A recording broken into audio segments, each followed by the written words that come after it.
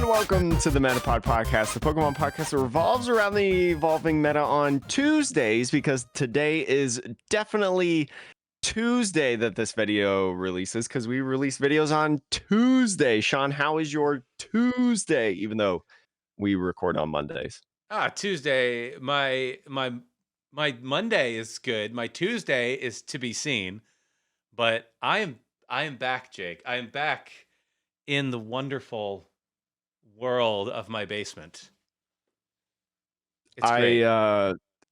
I'm glad that you're back, because it's just been really busy for me lately. And for those of you who don't know, like, I accidentally uploaded last week's to release on Monday because we recorded a little earlier in advance, because I legitimately thought that on Sunday I legitimately thought the next day was Tuesday. It was a little bit insane. No, it's funny. I think everybody got like an early release, and I definitely I got the notification too, and I was like, I think Jake forgot what day things go up. But you know what? It's fine. Everything works. Well, yeah, because I mean, like, we usually record on Mondays, and then Yep. I uploaded Monday night, and then it's like when I'm uploading it, I'm like, oh, on the little calendar icon thing, it's like, yes, the next day, that is release day. And I think I just didn't realize that tomorrow was not Tuesday at the time. So, but anyways, episode came out. Hopefully you enjoyed that. And we've got some amazing coverage today. It's Temporal Forces Week. Sean, are you excited? I am so excited, Jake. I went to two pre-releases over the Ooh. weekend.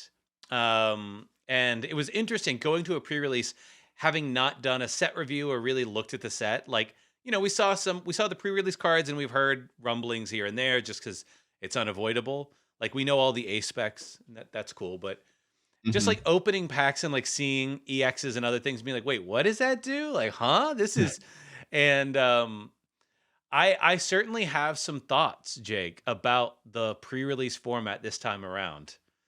Do you want to hear my I thoughts? Yeah, I have not done a pre-release. I just kind of watched Andrew Mahone's like midnight stream, and then I've just heard people have rumblings on Twitter, but I've seen a couple people say that, like, one of the pre-release packages, I guess you could say, like the packages of cards, reign supreme over all the others.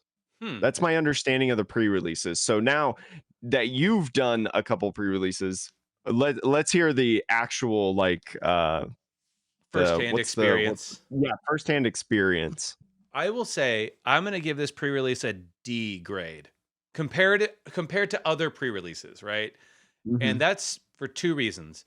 I agree with you that like there seemed to be I don't think there's one that's inherently better than everything. I actually think there are two that are good. Um and maybe I got lucky enough to get those two.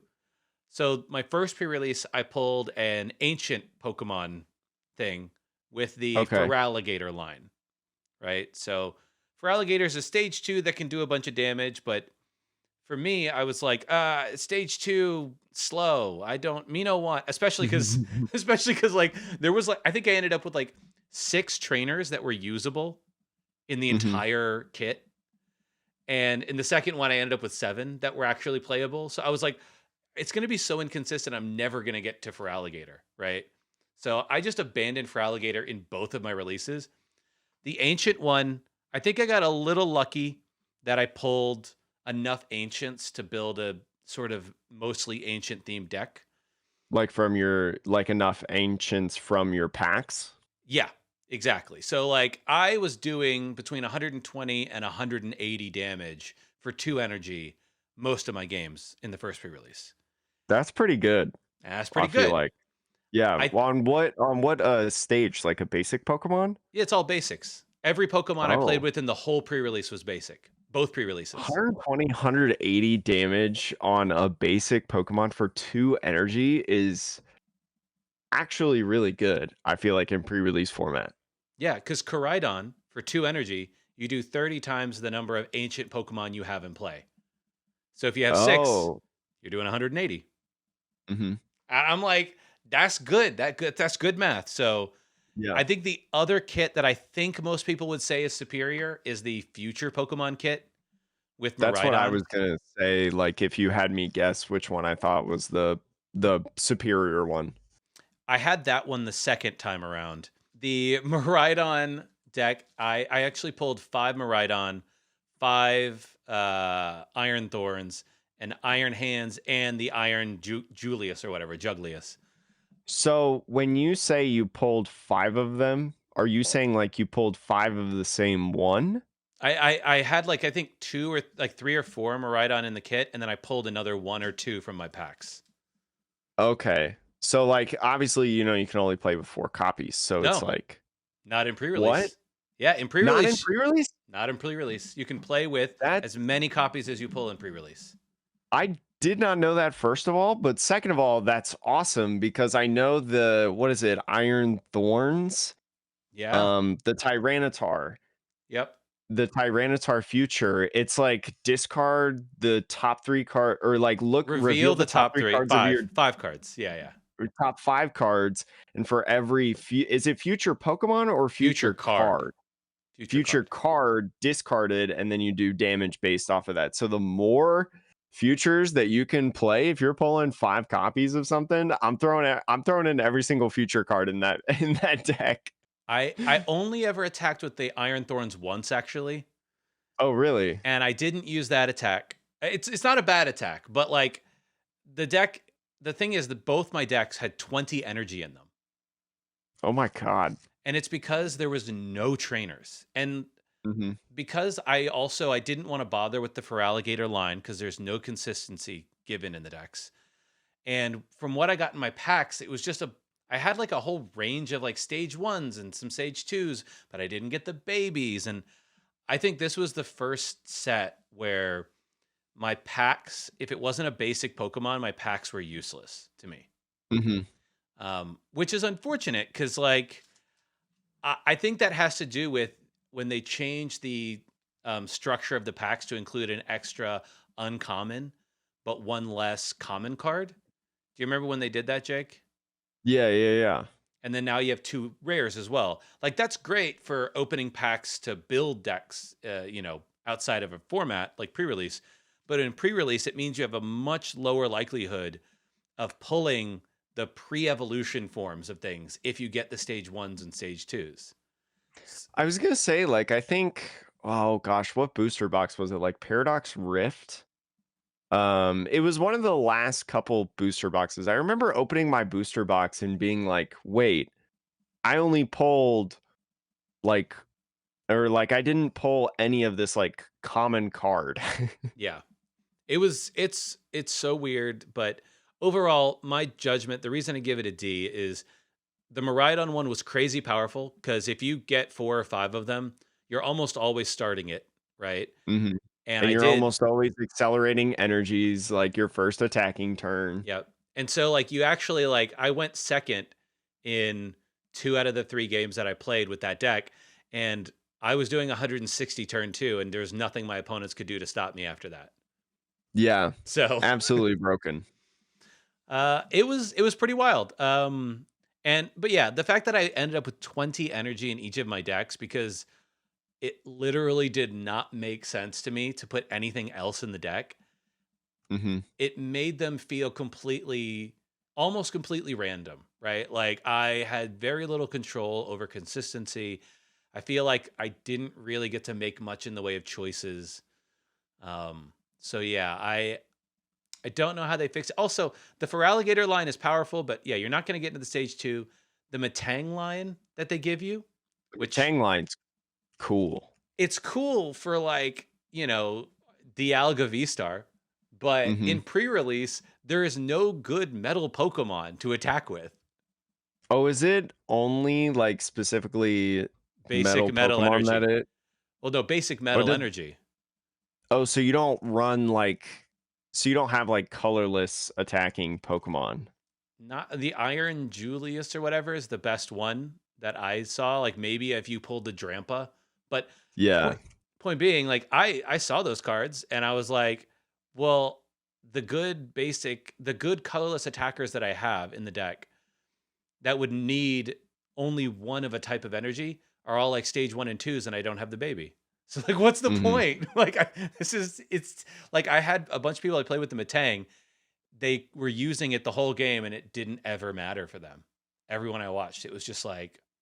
So I think it was a big whiff in terms of supporting Pokemon mechanics, balancing. That's just my 2 cents. Just like the synergies didn't go well together. Yeah. I mean, look, if they wanted to show off how powerful Miraidon and potentially the Koraidon are, success, right? I left there thinking, dang, I think Miraidon and Iron Thorns are actually maybe competitively playable, which Oh, the is, Miraidon is. yeah, 40 The damage, Miraidon accelerate is. too. I'm like, oh, I get Yeah. like a baby Arceus for 1 energy. Mhm. So it's that was impressive. So they succeeded in that respect, Jake. There's a lot of cool things coming in Temporal Forces in general. So hopefully, if you played in a pre-release, you at least had fun. You know, Sean. Hopefully, you had fun I did. with your. Oh, good, good, good. I'm glad. But Sean, let's get into our episode because there's a lot of cards that we can talk about in this set. This set being very exciting for the general Pokemon TCG public in general and upcoming formats. So, do you want to lead off first, or do you want me to lead off I with mean, the card? do you have a Pokemon? We're on Justin's website, Justin Basil. I never know. Mhm. His amazing website. Is there a first Pokemon you want to look at? I would say Shiftery. Okay. The Shiftery, I think we talked about it when it was revealed because I think it's just so funny. Yeah. Rock and roll. The What do you Shiftery, the Shiftery 150 HP Stage 2 Grass Pokemon evolves from the C-Dot line. Has two attacks, but one of them is the only one that I would care about. For one Grass Energy, Expelling Tornado. Choose three of your opponent's bench Pokemon. Shuffle all of your opponent's other bench Pokemon and all attached cards into their deck. So you're not bottom decking, or I mean, you're not shuffling back in the three Pokemon that you choose, you're shuffling in the other two Pokemon. So only two at a time, because this says three and not up to three. So Mhm. really, you maximize this when it has a full bench. But I think that this attack is so odd overall. Well, you know what's interesting, Jake? You read this as it only affects the bench. I don't know Mhm. if there's a translation or maybe there's a ruling, but it says your opponent shuffles any others, and that what I assume include the active as well, right? It doesn't say bench. Well, I guess it just depends on the translation of like Yeah. where you're getting this from. To where like one translation that I've seen says opponent's other benched Pokemon. But if there's Okay. an updated translation, I haven't seen the card personally, Same. so I don't know. Because I haven't gone to a pre-release. But if the card, I mean, whether or not it's like it includes the active Pokemon or it only includes bench Pokemon, I would love it for it to include the active because I think that'd just be even funnier. But Yeah. regardless, it's an odd attack that probably will not be that great overall in the format, but I think it's really funny. It's an interesting one that I think it could be really good if your opponent doesn't see it coming. Hmm. And Well, what I mean by it's so that, hard to see coming because you're a stage two. well, exactly, that's the problem, right? But Hmm. I think it's something where think about how many people play like a Manaphy. Maybe they'll play down a Luminion. I don't know. But if there are two or three utility Pokemon that have no value to the other player, and you can basically, especially if they're playing with evolutions, if you can shuffle in all their attackers in one go, this actually I think could be huge. Like imagine playing against Charizard, Jake, and instead of Well, you wouldn't be able to get all their Pokemon. well, no, but I'm saying if you're playing against Charizard and say they don't have any energy on a Pidgeot and they don't have I don't know, say they have like a Manaphy or some other random thing down, right? and you pick the Pidgeot and two other non-useful Pokemon, and you shuffle 3 Charizards into their deck, and they're out of rare candies. Oh, you know what? And then it's just like, well, what do you do? All your attackers are gone, right? Yeah, think about like facing Gardevoir and you just shuffle all the Right. Pokemon back in. Yeah. And the energy is like attached to like Yeah. a Shining Arcana Gardevoir. Oh my, like I think this attack is the problem would be the fact that you have to throw down a C dot, and if your opponent knows anything about this card, you know, it's a Be like, problem. go on, my young soldier. Yes. But I agree. I think this is really interesting. We've seen, I think there used to be a Pidgeot that had similar play style where you would let you shuffle Pokemon, the active back in. And so there was a Hmm. whole strategy of shuffling all of your opponent's Pokemon back into their deck and having them lose that way. Absolutely toxic, but I love it. um, I'm gonna keep going down because Roselia is terrible. Just has poison Roserade, point. Roserade also terrible. I'm man, the grass Pokemon. I'll stop at Torterra because that seems like the next one. Kind of, I guess. Yeah, Torterra EX for 1 grass, 30 times, 30 for each grass Pokemon you have in play. So it's a stage 2, 340 HP, Pokemon. So it's beefy. And you max out at 180 with the first attack, which is not good.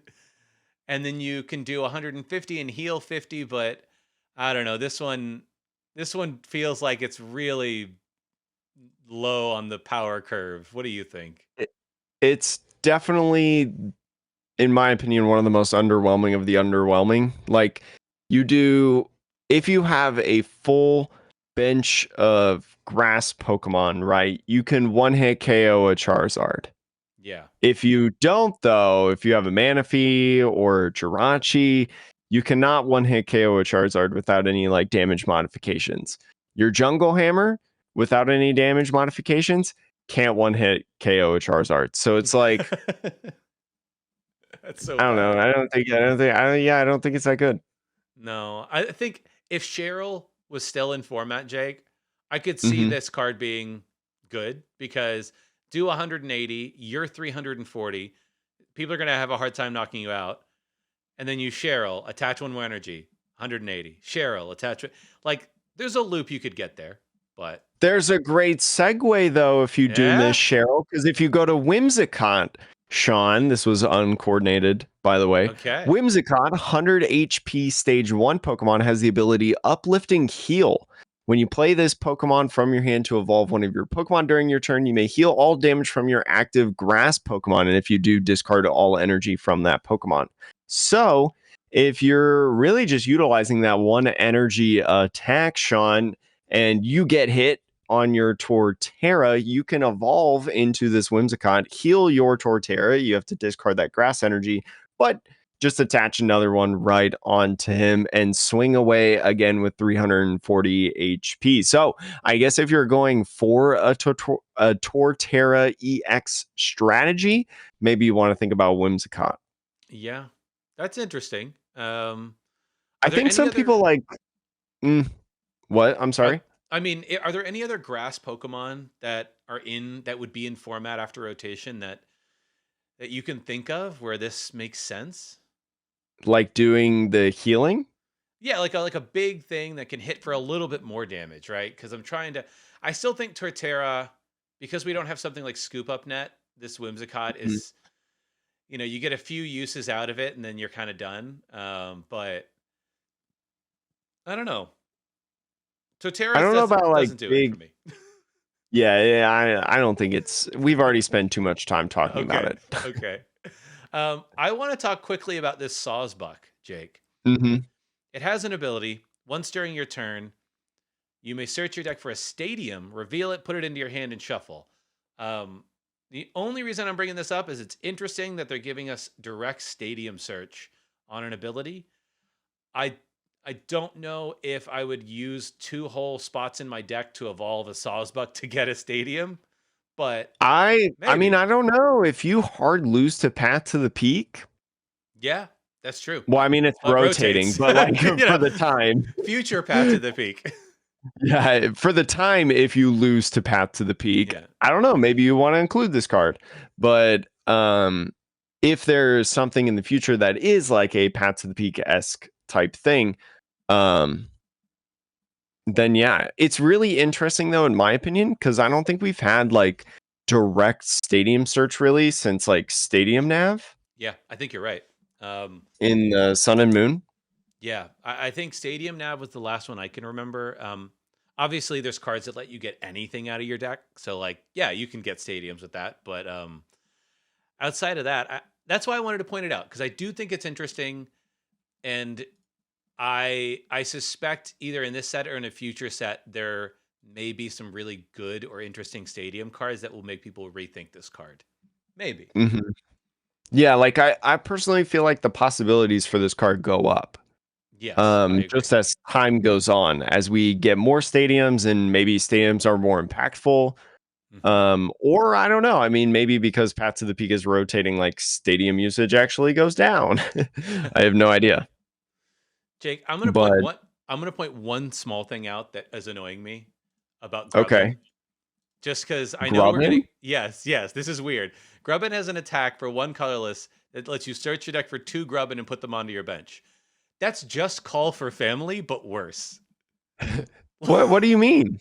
Isn't Call for Family usually go get two Pokemon and put them onto your bench? Two But the basics? idea is getting more Grubbins. I mean, that's You cute, want more Grubbins. but you've made a strictly worse attack. Give me three Grubbins, Jake. Let me get all my Grubbins out if I'm gonna go only Grubbins. Well, I mean, yeah. That's just what I'm We saying. can we can talk about a card later while you why you want to grab as many Grubbins as possible when we get to the evolutions. They're electric Pokemon though. Sure, but I'm like a Call for Family would get you the other Grubbins just the same, right? Mhm. And I get it's on a Grubbin, which is something, but I just am like, if you're gonna force me to only get Grubbins, let me take three of them at least. Yeah, I Anyways, that would actually clear your whole deck of Grubbins.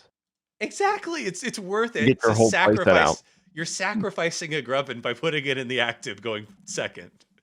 Come on, So guys. Please errata this. But a card that maybe you want to think about is Bramblegast. yeah, Bramblegast. I saw Jesse Parker bring a deck to like Andrew Mahone's Tricky Gym, like Temporal Forces testing early kind of stream that he had, and he brought this Brambleghast deck that he saw in Japan, and it's so funny, Sean. It has the ability Weedy Resilience for each card your opponent has taken. For each prize card your opponent has taken, this Pokemon gets 50 HP. Right, so at 5 prize cards, you get an extra 250 HP to put you at 350 HP overall. First of all, that's kind of crazy in itself without the use of the cape or whatever, or yeah, any sort of HP boosting type tool card that we may have. But the attack for grass colorless, 3 energy overall, powerful needles, does 80 times damage. Flip a coin for each energy attached to this Pokemon. It does 80 damage for each heads. I saw Jesse Parker flip like 6 coins consistently yeah. in the stream that they had. It was so funny. Was he playing this? What was his acceleration? I actually don't remember what his acceleration was. Jake, can I skip down to there's an item card that I can't I want to know if this works with this. It's called Heavy Baton. Oh, yeah, yeah, yeah. I think this actually was one of the gimmicks. Yeah. Cuz if when I find it, I'm scrolling down right now, Jake. You can't see me, but let me see. Where the I'm heck is also scrolling down. there it is. No, it's the retreat cost has to be 4. So, Oh, maybe not then. um is there a card that increases your own retreat cost by 1? Question There marks. might be a stadium card. Hmm. Anyways, the reason I mentioned that is because that would get you if this Bramblegast had because right now it has 3 retreat.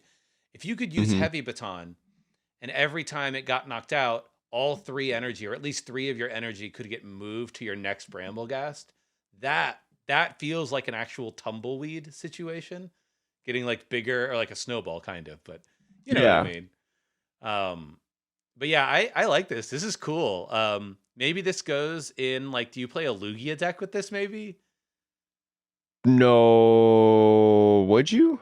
I mean, you can. I'm trying to remember what like if he played like a V Star power or anything in this, and I don't. I'd have to like rewatch the VOD Yeah, and see because this was like almost a week ago now that I saw this. it's a cool concept. I fully agree with you there. Like your stuff will get taken out quickly early, but in the late Hmm. game, you become so big for a one prize knockout, even at like Yeah, 300 or even at 250, right? Saying, hey, you have to do 250 damage to take one prize. And it's like, oh, can you not? Why? it, if you are looking for a goofy deck that you can take to locals and have a really good time, potentially win Brambleghast. This is Yeah. my deck. This is my deck going into Temporal Forces. You're hold on, Jay. I just want to point out Zoroark is rotating, Zorobox, and now you're like Yeah, Brambleghast. Let's go. Brambleghast. This is my deck. This is the deck. um, Jake, do we want to talk about Scovillian or Scovillain? No, not really. Okay, that's fine. No, Okay, that's to be fine. honest. I mean, it's like it does some burn and it discards cards from hand in the top of the deck, but it's only one each. So, eh, I do think it's interesting that it does both of those things. It costs 2 grass energy for anyone who doesn't know. I guess we'll talk about it. yeah. Um, 260 HP, 2 prize, stage 1 Pokemon is an EX. The first attack is, it burns colorless energy, burns your opponent's active, and the defending Pokemon can't retreat, so it forces your opponent to use like a actual switching card, item card or something like that to be able to get out of the active, or maybe supporter if we get like a Malolana back, or maybe you use Rhyme. Uh, do you remember Sure. that card, I Sean? do. Rhyme. I do. It's I Divine was excited Newsman. about that card, but it has not used. It has not been used. And then um the second attack, like Sean was saying, does 140 damage, and then discarding a card from hand and top of the deck. So kind of has this like heavy control-y aspect to it. yeah, it's certainly interesting. I think if you were to combine this, if you had any well, I guess stacking the top of your opponent's deck doesn't matter if you end up discarding it. So, I don't know.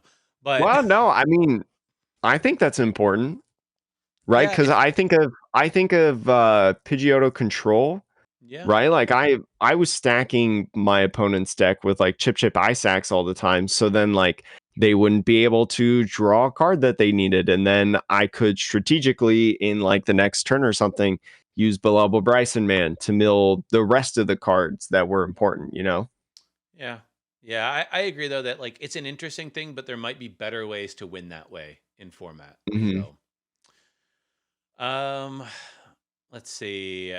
What's the next interesting one? I think Iron Leaves EX, honestly, Jake. What is You this think Iron Leaves?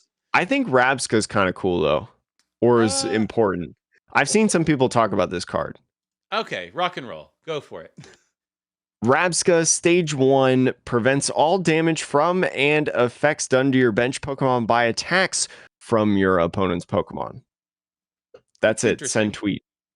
It's kind of like a better it's like a combo of Manaphy and Jirachi. But Yeah, if you so you're still doing a 2-2 in the exchange, but yeah. it's a dung beetle now. Yeah, it only takes up one space on your bench, but it's still two cards in your deck, and it takes you an extra turn to get it online, which Hmm. maybe doesn't matter, right? If you know the deck you're playing against, you can spend one turn getting out the pre evolution and then the next turn evolving. And, at that point, you don't have to guess whether or not, or choose between Jirachi or Manaphy. So I think there's maybe value there, I'll say. I think it just depends on like what kind of deck you are, right? If you're like a big hitting basic deck, then you probably don't do this because you don't have maybe easier ways to find evolution outside of Ultra Ball, like stuff that you'd probably prioritize for like the attackers or whatever. But if you're a specific evolution kind of deck, then maybe like it just naturally works in there better. than the Yeah. other two basic spots. Uh, the next one is Now we can Iron. talk about Yeah, Iron Leaves. Iron Leaves EX. So the first of the future Pokemon. Hmm. Um, it has an ability. It's 220 HP, so that's normal. Ability once during your turn, when you play this Pokemon from your hand to your bench, you can switch it with your active and move any number of energy from your benched Pokemon to this Pokemon. So Tapu Koko GX is back as a grass type. Hmm. Except its attack is not nearly as good. it does it Well, does a actually, I think its attack is fine. Yeah, I mean, it's grass colorless for 180 and it can't attack the next turn, which that's fine, honestly. It's not the thing about Tapu Koko, if you remember it, Jake, you could out of nowhere slap that bad boy down and just one hit a tag team, end the Mhm. game, and everybody was terrified of it. Whereas this, I don't think anybody's like, 180, no. Charizard, Charizard EX. This card's only function at all. Its only function is future box deck KO Charizard EX. But This Jake, if you're a deck that plays any sort of grass energies or yeah, whatever, this card is your win. I mean, we saw how Drapion was so good in the Mew EX matchup, right? For any deck. Any deck just slaps on that Drapion and says, haha, I beat Mew. yeah. And like literally that's the only reason that you win is because of that card right there. And so that's this card's function. The next iteration of that. Now, my question for you, Jake, if you're already running grass energy enough to fill, because it's not one grass, two colorless, it's two grass, one colorless. If you're already Mhm. running that much grass energy in your deck, are you not already attacking Charizard for weakness with all most of your other stuff? Who knows? I mean, I I don't know. I don't know. I think there's a world where like this card could actually like still see play in some. I don't know, like maybe something like Lugia in the future I think can play this Giratina. card. I think Giratina V Star loves this card. Yeah. Yeah, because Yeah, Giratina. Giratina Lost Zone decks. Mirage Gate Yes, plus this card? Of course. yes, I fully agree. I think Giratina, since they already use grass energy in their attacks, you're like, yo, I don't have to use my V Star power to take out this Charizard. Let me just slap this bad boy down. And Mhm. so I think in certain decks it's really good. I don't think it's as ubiquitous as Drapion, but I will 100% validate it's as a Charizard counter in certain decks. Yeah, I mean, like Giratina V Star now, its prize mapping plan against Charizard is like V Star one Charizard, use Iron Leaves EX to KO another Charizard. That's four prizes, and then like boss Pidgeot. KO Pidgeot or Rotom. Yeah, you're absolutely right. Easy. All right, moving into the fire Pokemon.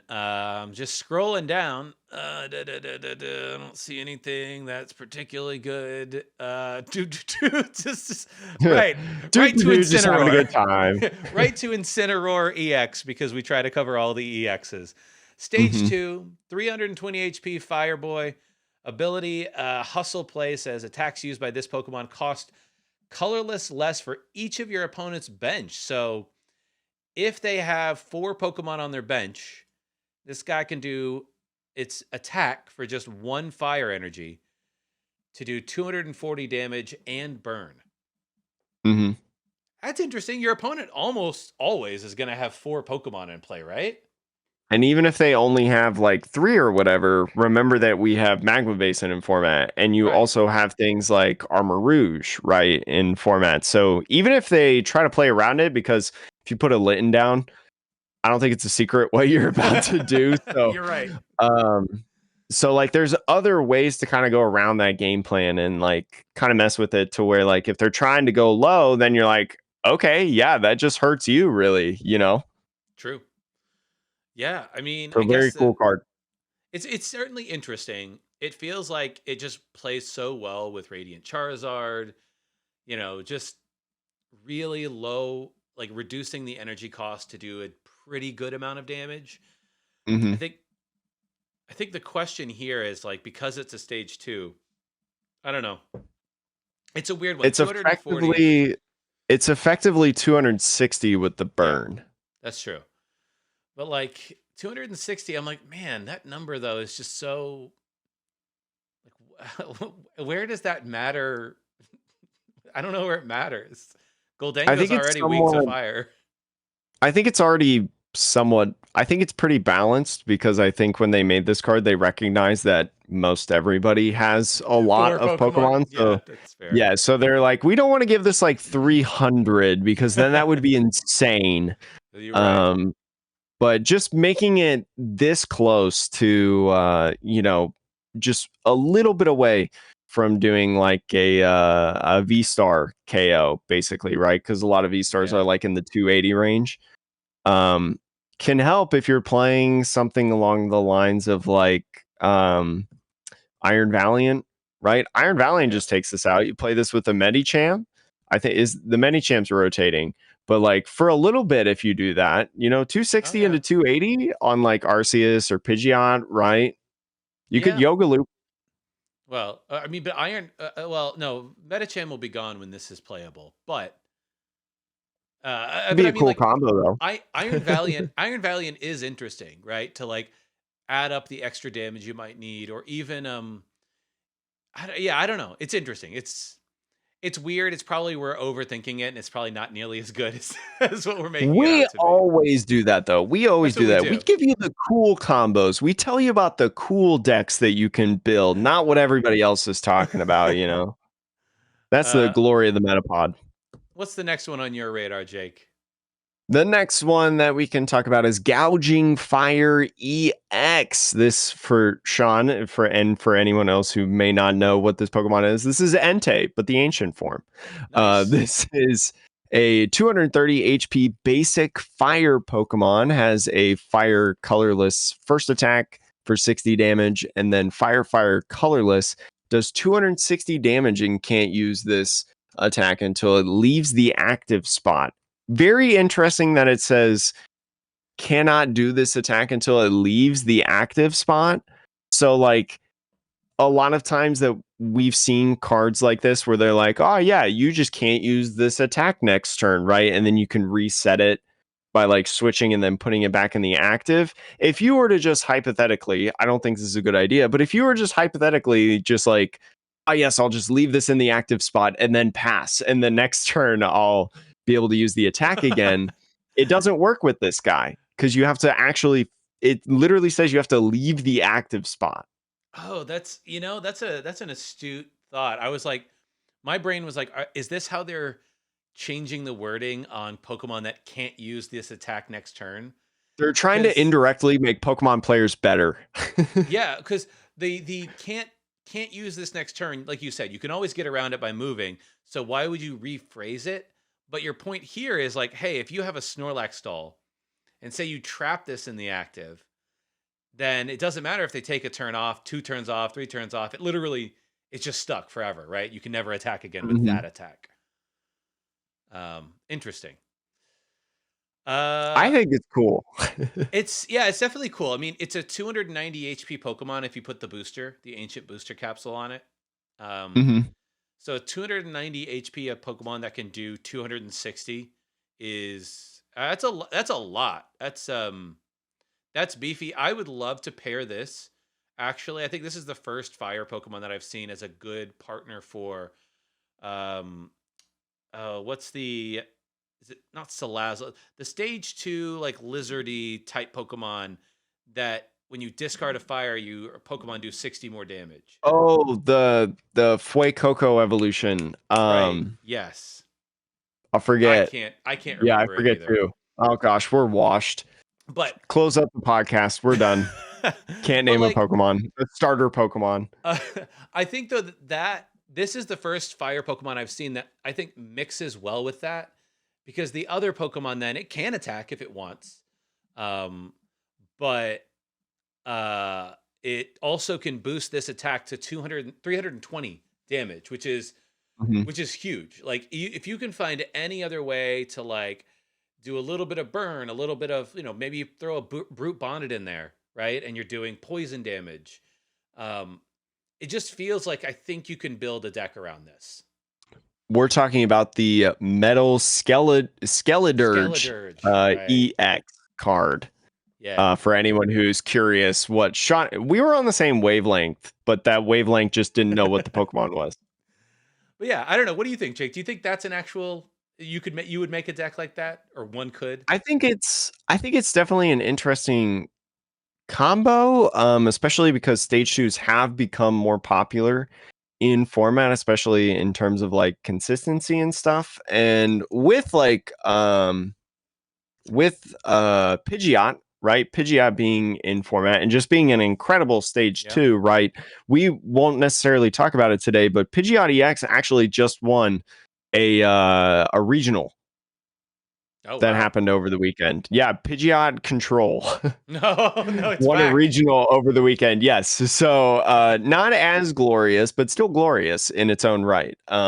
But just kind of going in there, Pidgeot's a really good card, and you're playing that stage two. You could potentially just like play it with the Skeledirge or something like that, or like Charizard to power this thing up.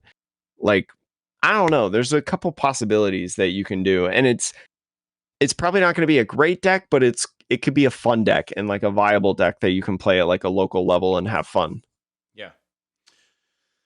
I mean, look, I mentioned for Alligator as a pre-release. I'll just briefly Hmm. mention its ability. You can put 5 damage counters on it to make its attack to 120 more, and its attack does 160. So you're looking at a one prizer that can deal 280, which Hmm. is really, For two which is energy.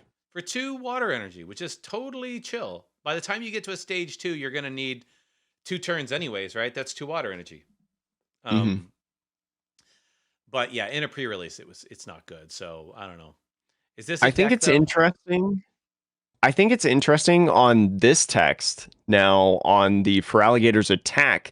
It says this Pokemon can't use Giant Wave during your next turn. So we have a combination kind of referencing back of the until you leave the active spot text. Hmm. We're going back and forth now. We have both things of Yeah, like, can't use this attack next turn. Okay, just switch. And then there's another one that's like, not until you leave the active spot. yeah. I'm just waiting for the one matchup with that until you leave the active spot Pokemon Hmm. against a Snorlax stall on a regional stream. And then he waits a turn. The person waits a turn. They try to use the attack, and the judge is like, "No, no, no! You have to leave the active." And it's like, "Oh, Nobody like remembers if they've left the active spot or not yeah. because some Oh because gosh." you're just like you go so fast.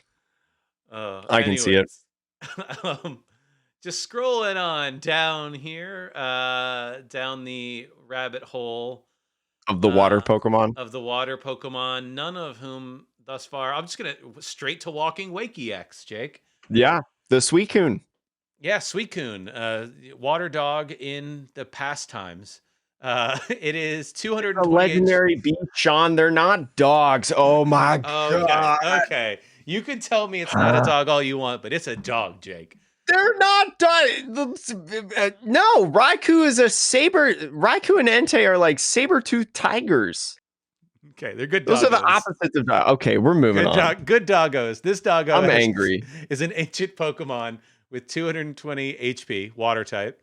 Its ability as your wave, damage from opponents from attacks used by this Pokemon isn't affected. So it just has Shred as an ability. Hmm. Um, Yeah, crazy. and I will say the nice thing about this, Jake, is you know how we've gotten some of those TMs and other cards that give your Pokemon different attacks? Yeah. You could use one of those on this and do a shred attack for maybe a lot more damage, which is interesting, them giving it that ability rather than just making one of its attacks shred. Um, but what is its attack? Water, colorless, cathartic roar, 120 damage, and if your opponent's active Pokemon is affected by a special condition, you do 120 more. So 240 Do for a three. little super boost. Yeah, I mean 240 damage for 3 energy. That is a shred attack. And if they're affected by a special condition, like say, I don't know, Brute Bonnet, because it's an ancient type, Then it's actually 250 for 3 energy, which it starts to feel like on a basic Pokemon, I'm like, dang, that's getting up to like Palkia V Star or Ice Rider Calyrex levels of damage, which is Mhm. nothing to scoff at. Especially when we talk about stuff that we've seen in Roaring Moon, right? Professor Sada's vitality, right? Accelerating energies to ancient Pokemon in a card that we'll talk about later that accelerates energies to basic ancient Pokemon or just ancient Pokemon in general. I'm not sure. Either way, it's ancient Pokemon. So, like, it's really interesting that we're seeing like several of these cards in these Pokemon that do these attacks for or wait, is the energy accelerator coming in this set Which one? or is it a different set? Oh, you mean Oh no, it's for the future A spec? Pokemon. Yeah, No, yeah, yeah. it's You don't, future Pokemon. but you Never have mind. Sada. You do have Professor Sada Yeah, though. You are Sada is correct. Sada. Dang Sada it. good. No, Sada is crazy good though. Like, Yes. you could play this with, is Dark Patch rotating? I can't remember. I actually don't know. I have no clue. We didn't see it on the list, but maybe it is. Anyways, assuming Dark Patch doesn't rotate, you could do the same combo that people are playing. People are playing Roaring Moon with Radiant Greninja, and they were playing Water and Dark, but it kind of felt Mhm. like the water energy that you use in that was like so situational, you question whether or not you even want it. I Dark think Patches this. X block, by the way. Oh, perfect. So I think this actually gives another potential attacker to Roaring Moon, where you can play the Brute Bonnet package. You can still play your Dark Patch and your Energy Switch type stuff. Um, and then the benefit here, obviously, is just like you have a secondary attacker that has a different weakness, and you don't have to worry about a stadium card. You don't have to worry about knocking yourself out to take out something that's maybe just out of reach. So this maybe makes its way into that kind of deck in my mind.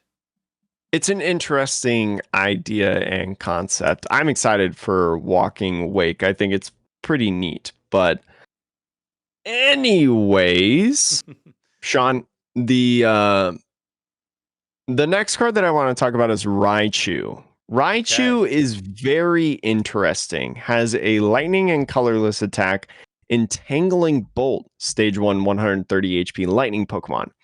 This attack does 50 damage to each other Pokemon in play with any damage counters on it. And then in parentheses, it says both yours and your opponents.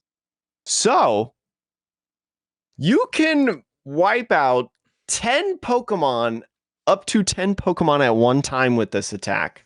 If you knock out 5 of your opponent's bench Pokemon, well, actually, you could knock out 11 Pokemon. You could board wipe your opponent entirely, potentially, and then wipe out your own bench to have Raichu as the only one standing. Jake, I just want somebody to play this to send games to sudden death in their locals. Please, Just to be like, please. everybody takes all of their prizes after they do this attack, and then having to have a league challenge judge try to figure out how to make sudden death work. Like, yes. If you can get an official Pokemon game, like official game at locals, approved by judges, anything of the sort, I'll send you some code cards if you provide video proof of the game. Like that's yeah. I'll do it. I'll do it. I'll send you some code cards that I have because I have a bunch of extra code cards. I will say though, Jake, like I don't think this is a deck because I think meaning I don't think it's a deck that is super competitive, but No. there's a deck in my mind that is Iron. Is it Iron Valiant, the one that puts damage counters? Yeah, Iron Valiant. There's a world in which you go first, you put down a Pikachu, and you're playing an electric Iron Valiant deck. Spread damage to all your opponent's baby Pokemon. Next turn, 50 to all of them. Odds are they all die. You win. Mhm. Game over. Turn 2, game over, Jake. Honestly, and not even that. It's also like you can use the Iron Valiants, right? You can use Entangling Bolt to boost up, and then you can use the Devolution TM. Yeah. right, the next turn, and just de-evolve everything and KO him that way. Yeah. I think I don't know. It's probably not a great deck, but like if Charizard is a real problem, I actually think an Iron Valiant Raichu deck is kind of a Charizard counter because all Charizard does is get a bunch of little Pokemon out. I So just think this card is so funny that you can also do do it damage to and your knock out own. your own Pokemon. Yeah, Yes. that's so funny to me. Let's see. Let's Let's go to the Charjabug in Vikavolt because I okay. said earlier that we would talk about it, and otherwise it's kind of worth skipping in my opinion. The Charjabug is a stage 100 HP lightning type Pokemon, has 2 energy attack for 60 damage. Don't really worry about it. You got your Grubbins in play. You're evolving into Charjabug for the Vikavolt. Vikavolt is a stage 260 from that Grubbin line, has the attack Serial Cannon for 2 lightning energies, does 120 plus damage, 80 more for each of your benched Charjabug. So, Sean, the reason that I was saying that it's fine that it's just Grubbins is because you want all your Grubbins on the bench, you don't want anything else on the bench because you got to get your Charjabugs in play to do a maximum of 330 damage for 2 Uh energies, right? 80 times, no, 360. 280 damage. I'm sorry. No, Or 360. 260. Or wait, 360? Wait, hold on. Yeah, 120. 240 plus 120. Basic math. This is the basic math podcast. Thank you for listening. And this can do a lot of damage if you Yeah. have all 3 charge bugs Mhm. in play. Yeah, you do a lot of damage one Yeah. time, and then they Yeah. blow up your Vikavolt, and then you never get to do that amount of damage again. It's you fun you though. try your best. Yeah, it's cool. Yeah. It's you know what? Give us Mirage Step Chargebug and I'm down. Mhm. Just print that card. Anywho, scrolling down, there are some really good lightning Pokemon in the set, though. I'll start with Wug Trio EX. I don't know if this This is one's one of the good funny. ones, but Wug Trio, lightning type, terastallized EX Pokemon, stage 1, 250 HP. And for a water energy, for the first attack, you do triple pump, discard 3 energy from your hand. So that's interesting. This attack does 60 to one of your opponent's Pokemon for each energy you discarded in this way. So you can do like a Cramorant V, like 180 to the bench for discarding 3 from your hand, which is pretty interesting. Especially because we have superior energy retrieval, right? And then Yep. Bax Caliber goes to any Pokemon, right? It accelerates water to any Pokemon. Yeah, it's Well, just one of your Pokemon. It doesn't specify a water Pokemon. but you don't even need Baxcalibur in this deck, Jake. You can. It's Well, only I from know, hand. but I'm just saying, like, if you want to use the second attack, right? Oh yeah. If you want 2 energy in one turn, you can use Baxcalibur. That's true. Second Is it attack, good? No. no, 120, and then they can't retreat. It's just like okay, but I'll also say it doesn't only specify the bench. You can do 180 max damage to the active. So if you have something that's weak to lightning, you can take out that Walking active Wake. Pokemon. Right, exactly. Hmm. So I don't know. It's a fun look. I think the card art, it's goofy. Wug Trio is a weird looking, funny he's Pokemon. a he's a goofy Pokemon. So maybe you play it just to look at Wug Trio, If Um, your favorite Pokemon is Wugtrio EX, do I have a deck for you? yes, exactly. But Jake, what are the next 2 Pokemon on this list? Just get right into it. The next 2 Pokemon are future Pokemon. I assume those are the ones that you're talking about. There's an Indeed. Iron Hands in here with the 2 attacks, one for lightning colors, 30 damage, flip a coin. If heads, paralyze your opponent's active Pokemon. The second attack, lightning colorless, super alloy hands. 80 plus damage. If your opponent's active Pokemon is a Pokemon EX or Pokemon V, it does 80 more damage, effectively doing 160. And then Iron Thorns, as we mentioned, has that lightning colorless attack 70 times to reveal the top 5. Attack does 70 damage times each future card you find in there, and then discard the revealed future cards and shuffle the rest back in the deck. So some kind of harder hitting lightning Pokemon up to, I think. Oh man, I think the Iron Thorns is better. Oh yeah. I think the Iron Thorns one, you want to throw in as many future cards as you can. That makes Like you sense. have a future box, Yes. They basically. and I think the question for Iron Thorn becomes how do you recycle those resources later in the game? Hmm. Um like obviously you have cards. I can't remember if Miriam rotates, but you have Super Rod. You're gonna have like cards that can recycle some of those future cards. Like honestly, Palpad, because there are future supporters, and those would count Miriam's G towards. block. Okay, yeah. So you have Miriam, you have Palpad, you have Super Rod. You will have cards that can recycle things fairly efficiently.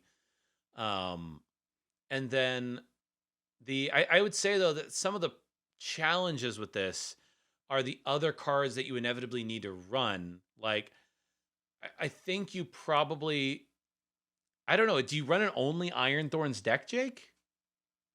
I don't think you run an only Iron Thorns deck. I think you inherently need a draw support Pokemon, something like Bibarel, right? Hmm. To consistently draw into cards because one, you're going to be discarding cards, right? All the Yeah, time, true. essentially, with the effect, but you want to be able to draw into your non future cards to be able to utilize during the game. So I think that's kind of a big part of it too, is trying to have that balance between like support Pokemon that are not draw based and then other Pokemon that are draw based. So who knows if like you could like tech a one of Miraidon to like get Yeah. electric Pokemon down on the field. I don't even know. I don't think that sounds good actually, but I mean, look, you might play this as a one or a two of. Do you know the Iron Crown EX that we haven't gotten to yet? no, I don't know it off the top of my head. So that one adds 20 damage for each Iron Crowns to your future Pokemon's attacks. Oh, yeah, yeah, yeah. It's the Cobalion. Yes. Hmm. So people are planning on playing that with the Iron Hands EX. I think Yes. this is I think a really solid big damage output attacker in that deck. So maybe that's what you do, right? Is like your attackers in the deck are mostly just um, Iron Thorns and Marida and Iron Hands EX.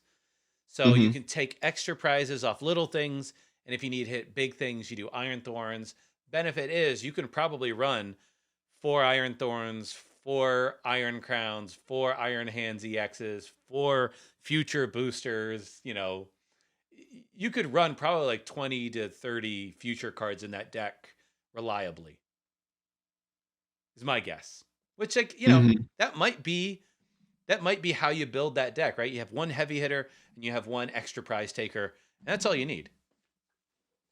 Might not take much to hit hard with that deck, but some of these other cards, they also, I don't know where I was going with that segue. Sean, what do we talk about next?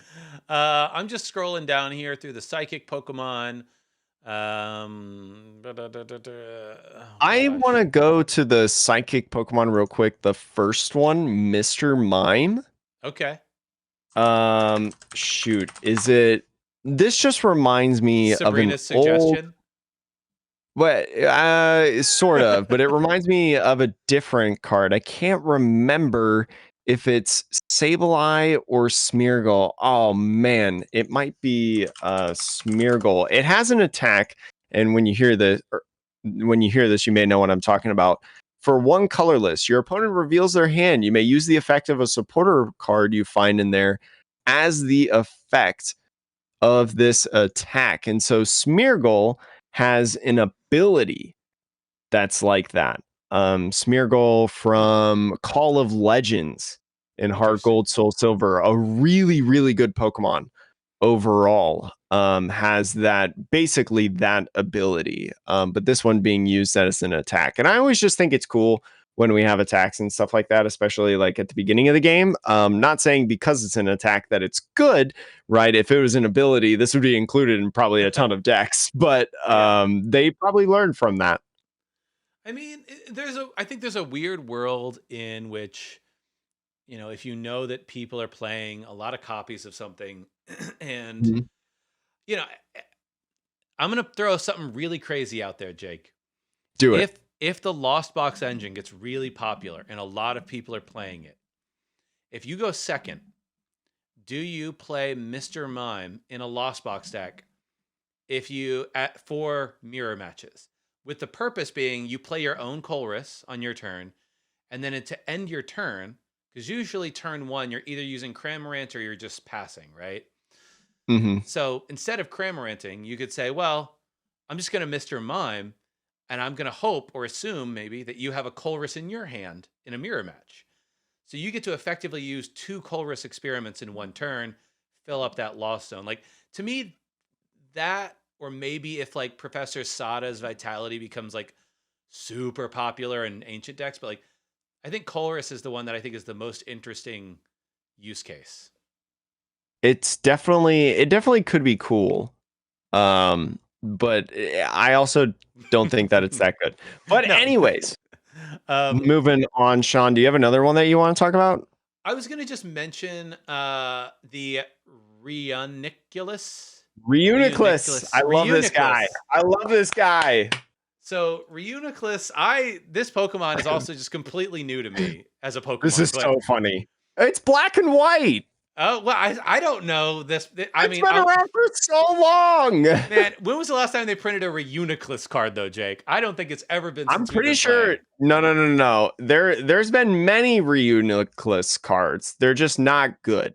Not since Okay. Black and White. I think there's been a good Reuniclus card. Well, so this is a stage 2 psychic. It's a little sad that it's a stage 2, but its first attack is really interesting, which is It's so su- funny. Summoning Gate. Look at the top 8 cards of your deck and put any number of Pokemon you find there onto your bench. Like, excuse me, what? You Just find 5 Pokemon in those 8 cards. Doesn't matter if they're stage 2s or yeah. basic Pokemon. Just slap them on your bench, and you have a full bench. Jake, they gave us a Yu-Gi-Oh special summon on a Yeah, Pokemon. I love this, and I love that it's called Summoning Gate too. Feels Yeah. very Yu-Gi-Oh. I will say, if you want to play a really weird, specifically stage 2 heavy deck, where you're like, I can't be bothered to put the full evolution lines of my Pokemon in, I actually think this is like imagine getting like 3 or 4 different stage 2 EXs out that Hmm. that the designers never thought should be put in the same deck because it would, it'd be too many resources. You play Yeah. this, and Jake, there is that supporter, the new one that we'll get to, that lets you stack the top 2 cards of your deck. So Oh yeah. with that supporter, you could be like, okay, what are the 2 weirdest stage 2s that I want? And if you get rare candy this out turn 2, man, I that could be fun. That could be this might be a deck I want to build just to be the weirdest, most fun deck. Yeah, Reuniclus, I think, wins the award for my favorite card in the set. Yeah. It was Mime Junior last time, which was slightly Which underwhelming when we actually learned how it worked. But I think Reuniclus takes the cake because it's just kind of wild. yeah. Yeah, I think, and I don't think we've misread the way that this card works, Jake. So we actually No, not this time. no. Anywho, I love this. Jake, what's the next one on your list? Let's go to Flutter Mane. That 90 HP ancient psychic basic Pokemon has the ability Midnight Fluttering. As long as this Pokemon is in the active spot, your opponent's active Pokemon has no abilities except for Midnight Fluttering. So for ancient Pokemon, getting their own Klefki, but it's just for opponent's active Pokemon. So could be interesting to see like how this is utilized. I think I've seen this in like 1 or 2 lists for different various reasons. Not 100% sure if it's totally worth it, but it is a cool idea, especially since we have ancient Pokemon support, right? And its attack is 3 colorless. Hex Hurl, 90 damage, put 2 damage counters on your opponent's bench Pokemon in any way you'd like. So if you come across some sort of like stall deck or whatever, this Flutter Mane could do some respect in trying to prevent that game plan in a sense. Yeah, I actually think this is an interesting Pokemon. Say you're running an ancient deck and you're worried about Snorlax stall, right? Mhm. If you, I don't know how many you put, but like you could try to keep only of this Fluttermane and one other Pokemon out for as long as possible. And then, so they boss the other thing out. Well, that thing probably hits harder. And then they want the Fluttermane in the active. Well, that turns off the Snorlax's ability. So it's just kind of like, okay, like it's interesting. There's probably other reasons to have this Pokemon that I'm not aware of, but it's Mhm. cool. It's interesting. Um, I think it's worth noting. yeah, yeah, I think I agree. Uh, next two cards, probably three actually. I'm going to talk about the future Pokemon that come right after this. So we have first Mhm. Iron Valiant. For a Psychic, you can calculate and stack the top four cards of your deck, so you know what you're drawing next turn probably. Um, and then for two colorless and a Psychic, you do 100. But if you played a future supporter card, you do 100 more. So for three Psychic energies, you can do 200 damage on a basic single prize Pokemon, which that's pretty impressive. Especially when we have something like Gardevoir in format, right? That accelerates energies. You'd have to kind of reevaluate Gardevoir in general, Mhm. because you have to play a future supporter card every turn. Yeah, But it could work out with that future supporter that we're going to talk about later. yeah. I mean, I think in terms of future supporters, we have Professor Turo. We have the one that we're talking about later. Are there any other supporter cards though that are future? Hmm. Oh, okay. Like we have. Oh shoot! No, my mind just blanked. We may. I'm scrolling down We'll really get more. quickly. I think we'll get more in the future, regardless. But I think Yeah. right now, I think the card right now is probably not as amazing. But assuming we get more future cards for the next set or two, I think the card becomes more and more interesting. Hmm. So the next one is a different Iron Valiant, um, which has a colorless 20 damage, 20 to one of your opponent's bench. So a little bit of bench snipe. Its second attack does 120. I don't think that you play this Iron Valiant at all, Jake. Nope. This is Don't do it. bad. Don't But do it. Moving on. what about that EX, Jake? Give us the rundown on the hot new EX on the block. Iron Crown EX 220 HP psychic basic Pokemon from the future category has the ability Cobalt Command. Your future Pokemon's attacks except any Iron Crown EX do 20 more damage to your opponent's active Pokemon.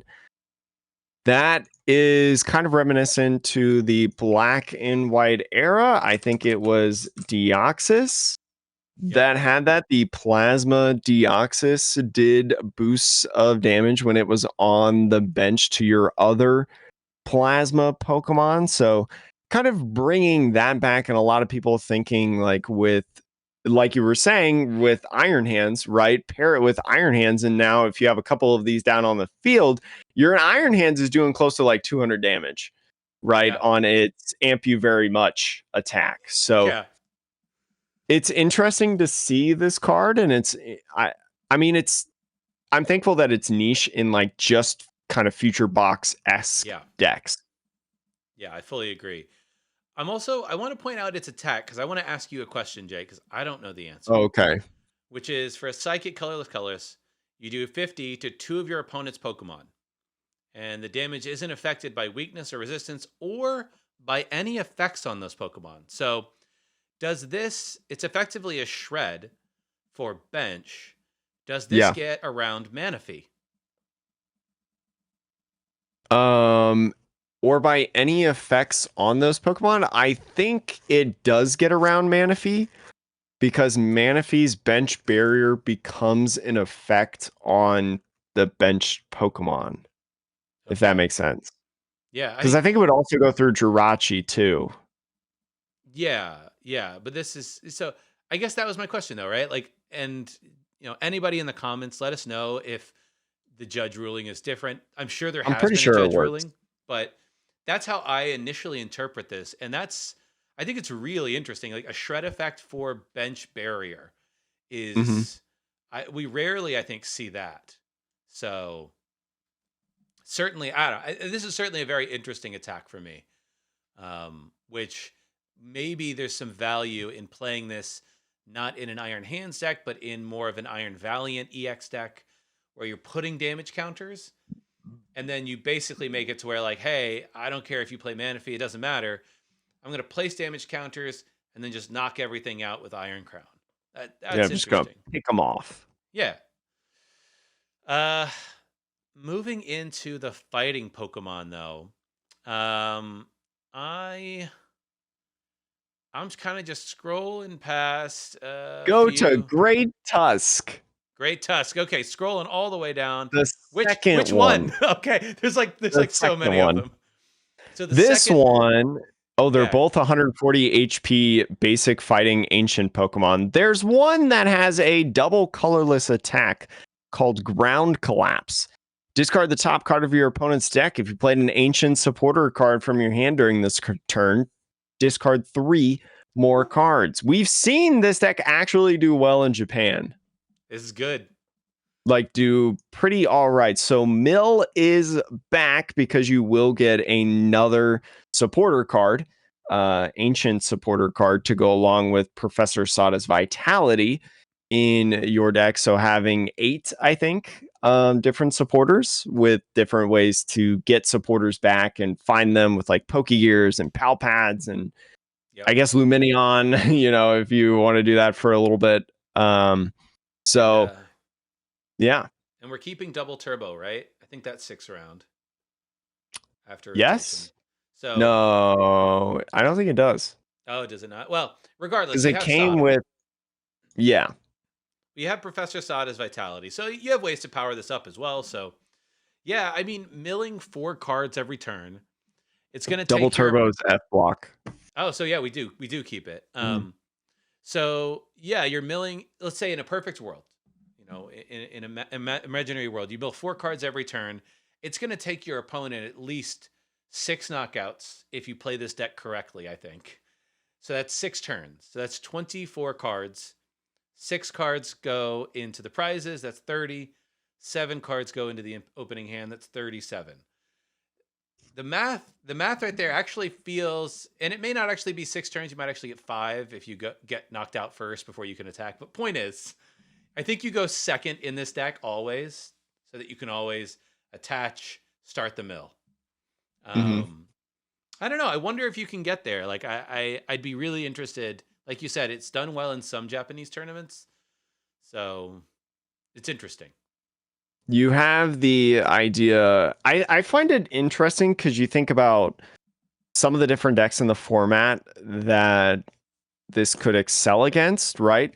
Gardevoir needs a lot of cards to set Yeah. up. Like, how many times do you get to like turn 3 and Gardevoir has like 5 cards in deck, right? Lots of setup required. Lost Box constantly has to put resources in the whatchamacallit, Lost Zone. the lost zone to even do anything, Yeah. right? So there's another deck that kind of draws away at that, right? I think like Charizard inherently having a stage 2 and then also, just needs a lot to be able to get there. I don't know. I mean, Yeah. I think this card is interesting in format. Um, of course, Mill and Control excels when people don't know how to play against them, Yeah. right? But I don't think it's completely like unusable Oh in a yeah, no. sense. I think you're right. The point that you made about like the more stage 2 and setup decks exist in the format, the better this Mhm. card gets.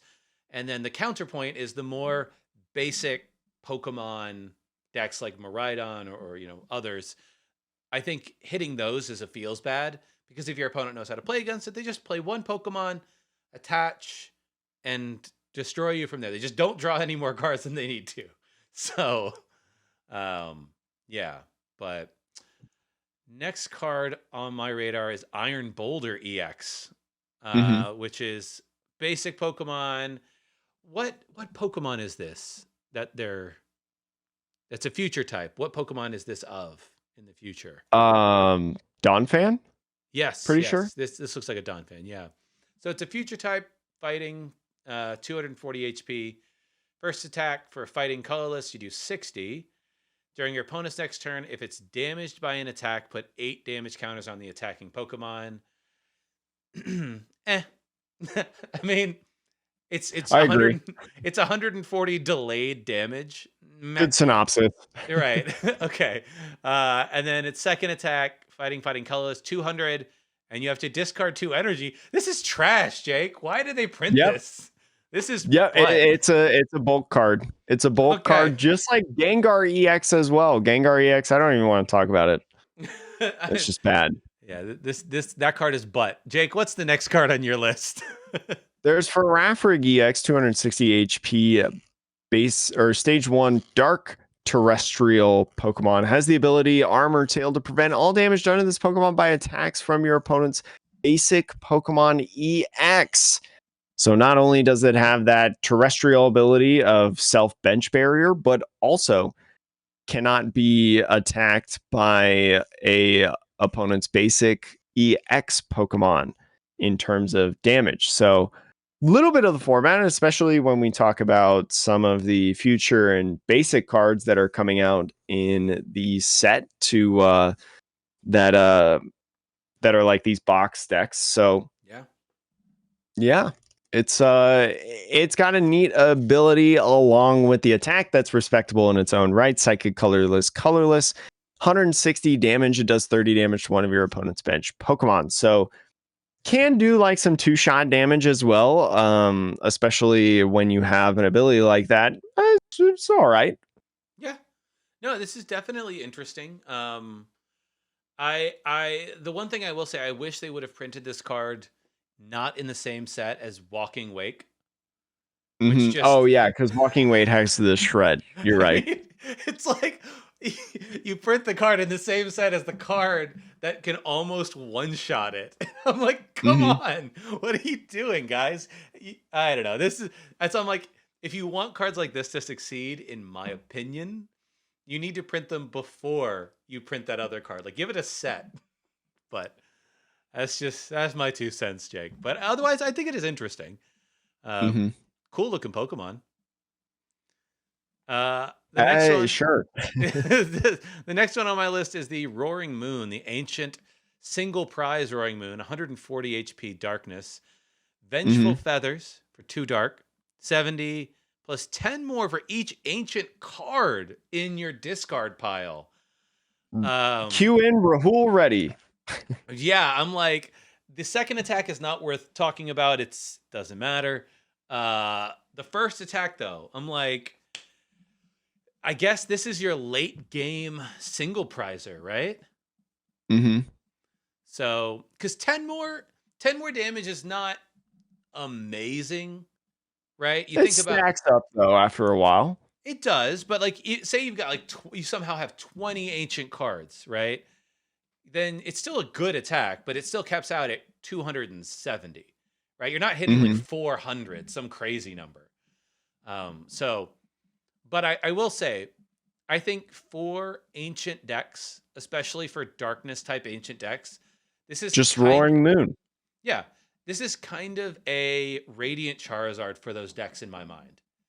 hmm It's a card that you only bring out when your opponent has 2 prizes left. And you're like, I need to send something up to take a knockout, but not immediately lose. And I think that is exactly what this card is.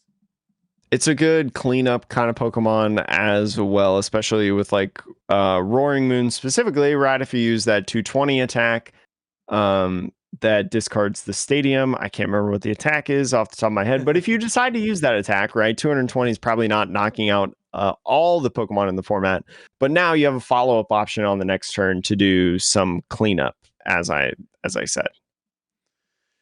Uh, Jake, is Sizer EX anything? Let's see. No, No, it's I mean no. we should are we don't even mention it. Is it that bad? I mean, it's Well, fine. hold on, Jake. Hear me out. Sizor EX 270 for a stage 1 is nothing to scoff at as an EX. It's not terrible. No. I Uh, guess. and you do take 50 less damage from the first attack, which does 70. So like, you're kind of like 320. You're like kind of like a stage 2, whatever. But the second attack, it does 120. You can discard 2 metal to do 120 for each energy you discard this way. So you could do 240 by discarding 2 energy. Maybe that is bad. Hmm. Yeah, it's bad. I would only consider this good if like the first attack made this a I mean, this first attack m- makes this from a people one-shotting you and you two-shotting them to a two-shot each kind of matchup. I would only consider this card if that first attack did so much less damage or it had more HP to where like it would take a two-shot matchup each side to it takes them 3 hits to knock you out in comparison to 2 for you, right? Lucario Melmetal style.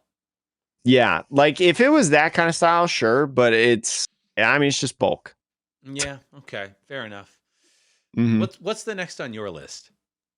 We can talk about the Matang for a little bit. We kind of talked about it already, but reminder 100 HP Metal type stage 1 Pokemon from Beldum has the ability Metal Maker. Once during your turn, you may look at the top 4 cards of your deck, attach any number of basic metal energy cards you there to your Pokemon in any way you'd like, shuffle all the other cards and put them to the bottom of your deck. So, kind of interesting in that we've seen a lot of these other decks like Mew looking for item cards, right, from celebrations. Some of these other cards that look for specific things. This one specifically, after the end of its actions, putting things at the bottom of the deck. Yeah. I think this replaces Magnezone in Dialga Mhm. decks. Um, Yeah, I think easier to get Dialga out for sure. much easier. You don't have to worry about rare candy. Um, It's and technically one less card that you're looking at the top of your deck because I think Magnezone does 5, if I remember right. But yeah, but still. it'll still it'll get the job done. Exactly. And you can put a couple of these out because you saved a little extra space with not needing a stage 2. So yeah, I think It's that Dialga. effectively one less card, right? Yeah, exactly. So I hmm think that I think this makes Dialga V Star actually much more viable. I don't know if the deck itself is still good or bad. I don't really I don't know. know about much more viable, but it is more viable. Yeah, maybe. The idea of needing a stage 2 to get your energy online hmm just feels, especially if the stage 2 is not the attacker itself. It's just like, I'm doing a lot of things. I'm getting a V star and I'm getting a stage 2. And the stage 2 doesn't guarantee me the energy, so it's just a lot of work for not a big payoff. Whereas this feels like a little less work. It's just a skosh a skosh more It's just palatable. a little bit more efficiency overall. Yeah. Is this Iron Treads? No, this Iron No, Treads is terrible. Never it's mind. bad. I like we could talk about the Miraidon for a little bit again. The Miraidon again has that one colorless attack, 40 uh, damage, search for 2 basic energy cards, put them on your future Pokemon in any way you'd like. yeah. So this Pretty good actually, yeah, setup card. this Miraidon is no joke. It's a great setup card. 40 damage. You're probably not knocking anything out, but like this gives you a reason to go second in hmm certain decks. The fact that it also can get 2 of any energy type that's basic, you can make. I don't know. I really like this card. Net. I really like this card. I Um, agree. let's see. I don't know if the Miraidon EX Dragon type really is any good. You're Um, just doing 160 damage for a lightning psychic, which I mean could be realistic from that little baby Miraidon, right? And with the Cobalion, the future Cobalion, right? yeah. Effectively doing more damage, especially with that cyber drive, lightning psychic colorless starts out 220 damage and then can do more with those Cobalions as we Hmm. mentioned. So, Yeah, I think it's good. They're clearly pushing people into a psychic lightning box for future mhm, Pokemon, which we'll see if this one makes the cut, but it's interesting. Jake, mhm. last Pokemon here for Dragon type is Raging Bolt EX. Ancient type dragon. First attack, discard your hand, draw 6. No. Second attack, lightning and a fighting energy. Climatic Descent. You may discard any amount of basic energy from your Pokemon, and it does 70 damage for each card you discarded in this way. Jake, I think that this is a like a reasonably good replacement for Raichu in a Miraidon, an electric Miraidon deck.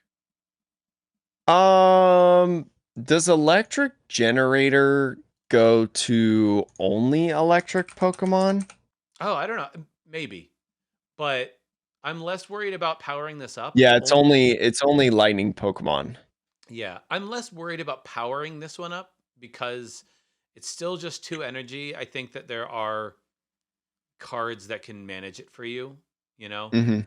Um, for me, it's more like if you can figure out the perfect cards to get 2 energy on. Um, the thing that Miraidon is losing is its ability to have a big one-shot attacker. Oh, yeah. So without that, you're kind of in this. I think Miraidon kind of sits in this awkward ground of 220 is good, but not quite enough. Iron Hands is amazing, but it probably is better in another deck now. So you're kind of in this limbo, I feel like. And I think that if you wanted to keep playing a Miraidon deck, this might be an option for you to have that big end of game potential to knock out that last Charizard or whatever. Mhm. Um, so I just wanted to point this out because I do think it has, you know, it lives somewhere. I find it weird because I do think it's good, but, like, I kinda think about some of the other decks in the past or cards that don't have, like, a Baxcalibur type thing. Like, I Yeah. think of Reshiram and Zekrom, Yep. right? Similar attack. I think Rayquaza of, like, VMAX. Rayquaza VMAX, Yeah. similar attack. And I think that this card is better than them because I think it has just, like, overall more support in an ancient, kinda deck. But I feel like people are gonna be sad about this card in, like, 3 months. They might be. I don't know. Yeah. I don't know.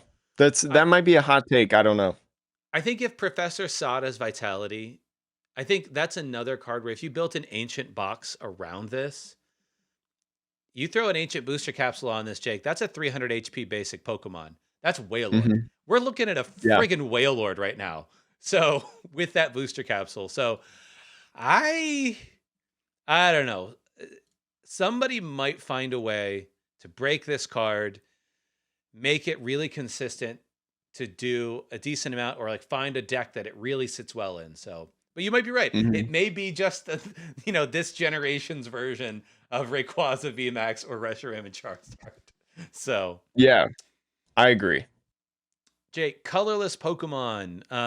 The Dunsparce. Okay. What does the So Dunsparce this do? I remember this card is a card that Jesse Parker was playing with the Bramble Gast deck. It has the ability, this stage 140 HP colorless Pokemon, at Dashing Draw. Once during your turn, you may draw 3 cards. If you do, shuffle this Pokemon and all attached cards into your deck. Now, it's not when you evolve and then draw 3 cards. You can evolve this Pokemon and have it sit there for a little bit, but it's once you draw those 3 cards through the ability whenever you decide to do that. That's when you shuffle the cards back in. I think that this is an interesting support Pokemon. I think it's kind of neat. And is probably somewhat niche, but once you draw, it gives you a free bench space to put another Pokemon type thing down. I don't know. Yeah. Yeah, and it's great because you can't boss this up and stick it in the active, right? Your opponent can just Yeah. shuffle it back into the deck. As opposed to Mhm. like that's a problem. Bibarel, sometimes people will trap it in the active. Um, and this is interesting. Like there have been decks in the past. I think I don't think it goes well in Giratina V Star, but there are decks that you only ever need 1 or 2 Pokemon out at a time. And then you've got all this bench space and nothing to do with it. And it'd be funny to run a 4/4 line of this Dunsparce to Dunsparce, Mhm. where you're just like every turn, you try to get all of your Dunsparce set up again.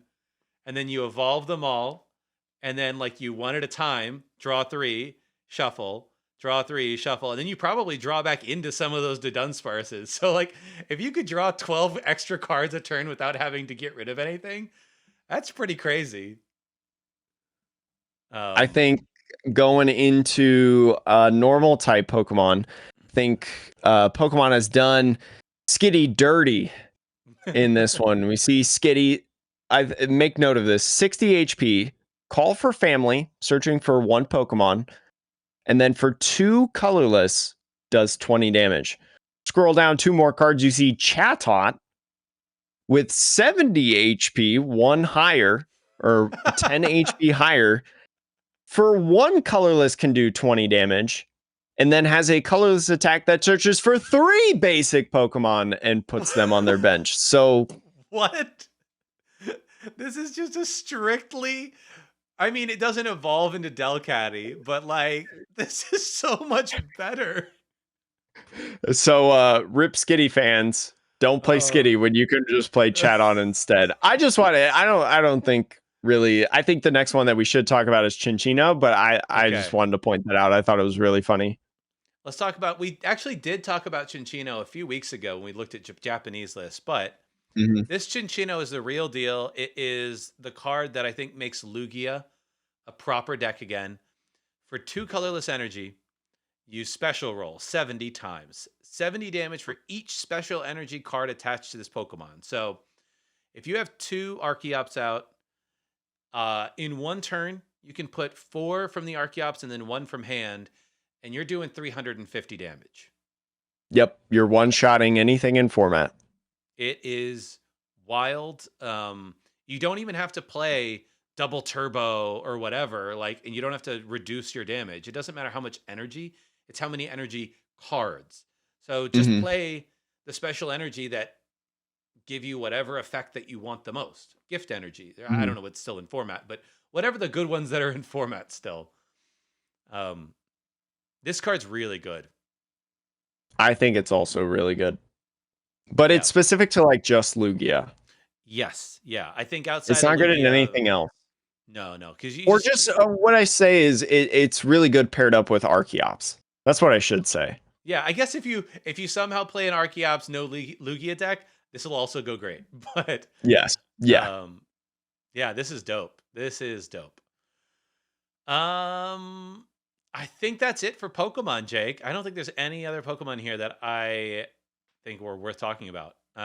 Going into the trainer cards, there are reprints of the Future Booster Energy Capsule and Ancient Booster Energy Capsule from Paradox Rift. So Yep. just curious, they've done this times in the past with like Arvin and stuff where they kind of just reprint specific trainers. And I kind of like this Yeah. as they're printing more future and ancient Pokemon. And they're also providing other ancient and future cards. So it's not like it's the only one that we get Yeah. in this set. Yeah. Um, the next one on the list, though, is the first A Spec Awakening Drum. This is the Hmm. ancient A Spec item card that lets you draw a card for each of your ancient Pokemon and play. This card, look, if you're playing an ancient box deck, it's definitely a good option. I I think it's a think pretty good option. it's pretty good. I think you still, I think there's a world in which, depending on the deck, you still maybe look at um, the Prime Catcher over this because Uh-huh. I don't think it is so much power for ancient Pokemon that it just completely rules out. I think the future one does. I think the future one you play the future card if you're in a future box and you don't even look at Prime Catcher, in my opinion. Hmm. But this card, I'm like, maybe it's a win more, or maybe it's exactly what you need to get a Professor Sada, every single turn. Could go Hmm. either way. There's a Jake, couple what? different ideas of it, but one that you should include in your deck. Yeah, I mean, well, if you have an evolving deck, I think you should include the card in your deck. Buddy Buddy Poffin, Oh, Buddy Poppin, Sean. yeah. Yeah, Buddy Buddy Poffin. Search your deck for up to two basic Pokemon with 70 HP or less. Put them on your bench. It's a battle VIP pass for little babies.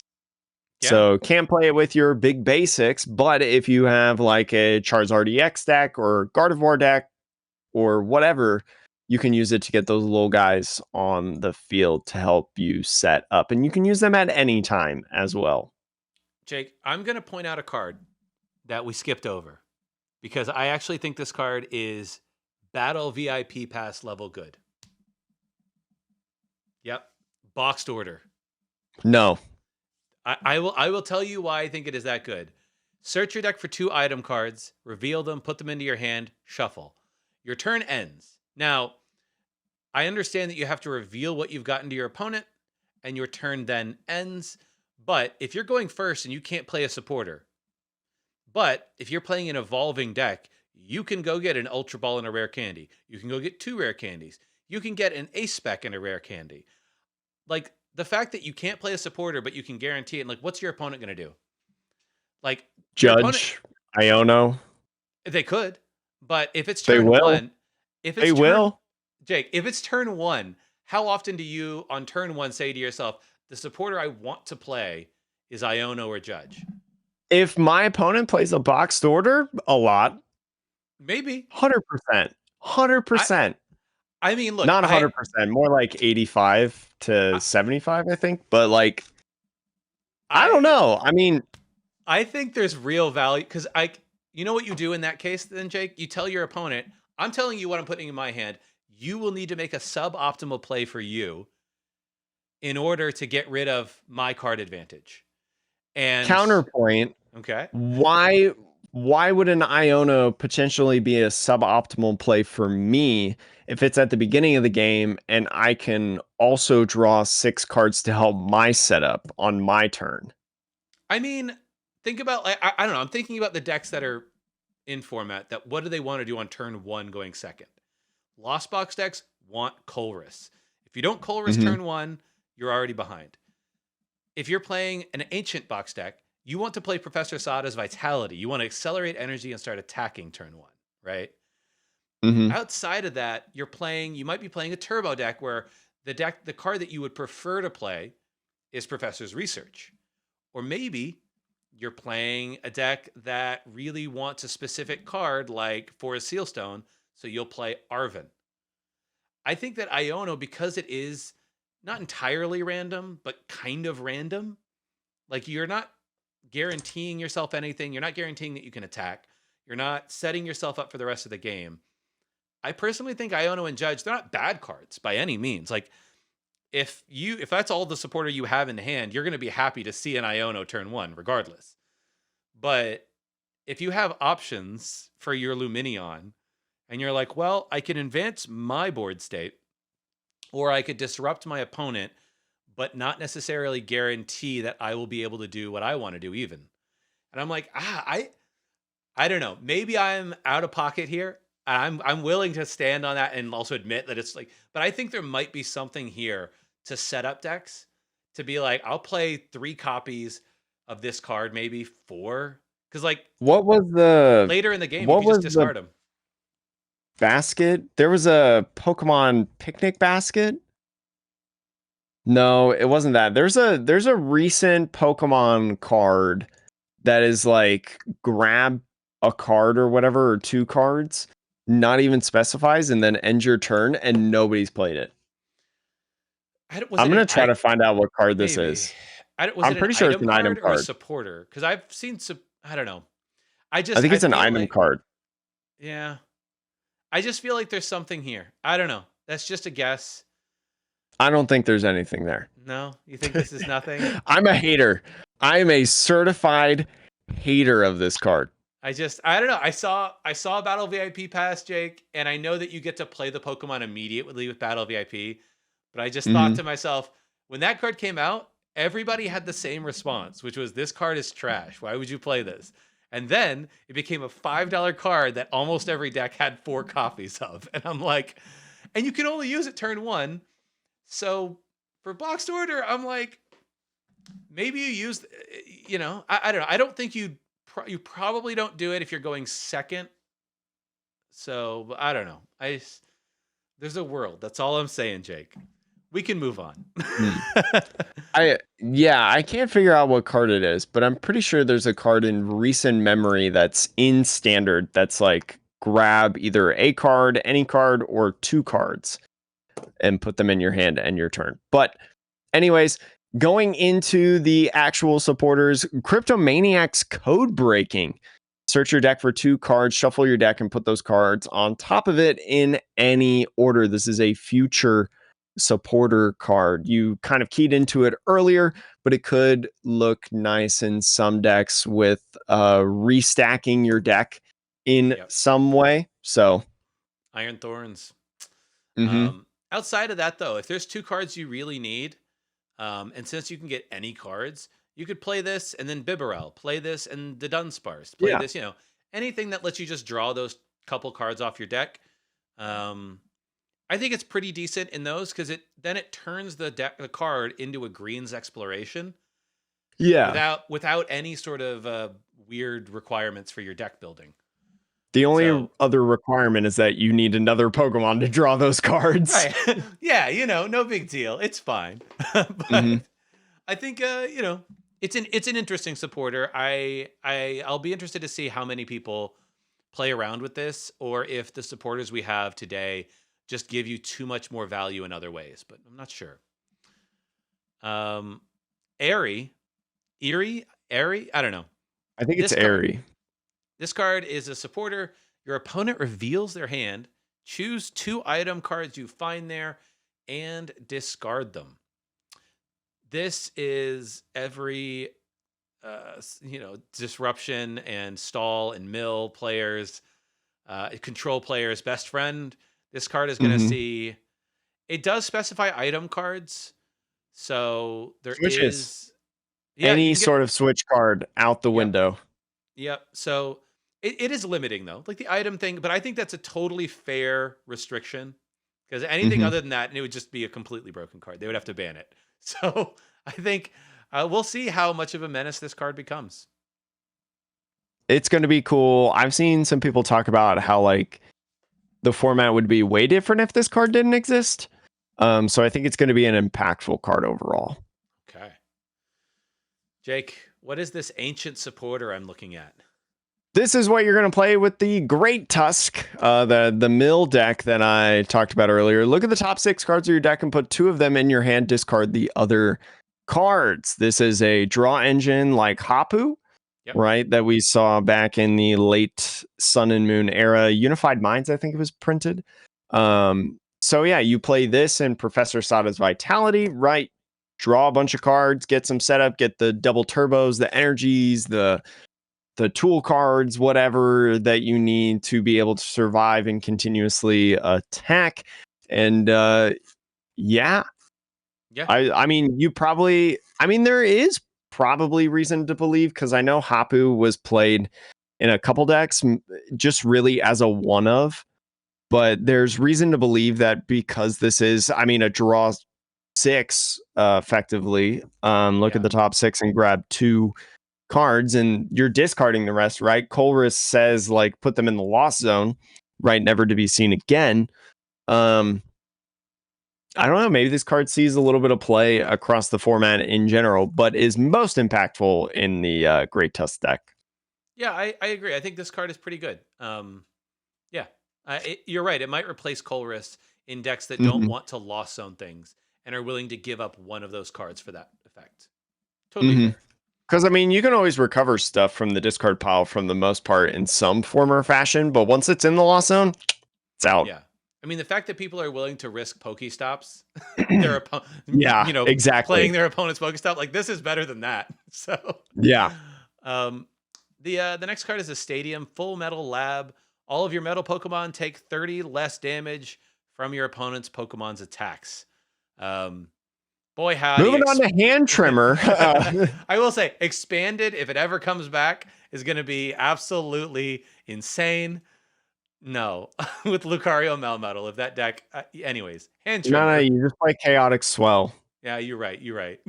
Yeah, because that card exists and expanded, unfortunately. But Sean, hand trimmer, each player discards cards until they have 5 cards in their hand. Your opponent discards first, and then if you have 5 or fewer, you don't discard any cards. So think about think about turn one hand trimmer.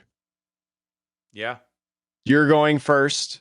You have a hand. You play Arvin. You get a hand trimmer because you're just that kind of person. You trim their hand, and they only start out with 5 5 cards in hand. cards.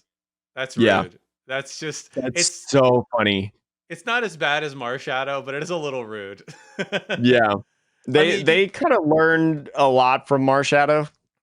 I mean, Hopefully, I will say, Jake, imagine playing this with Grabber. oh yeah.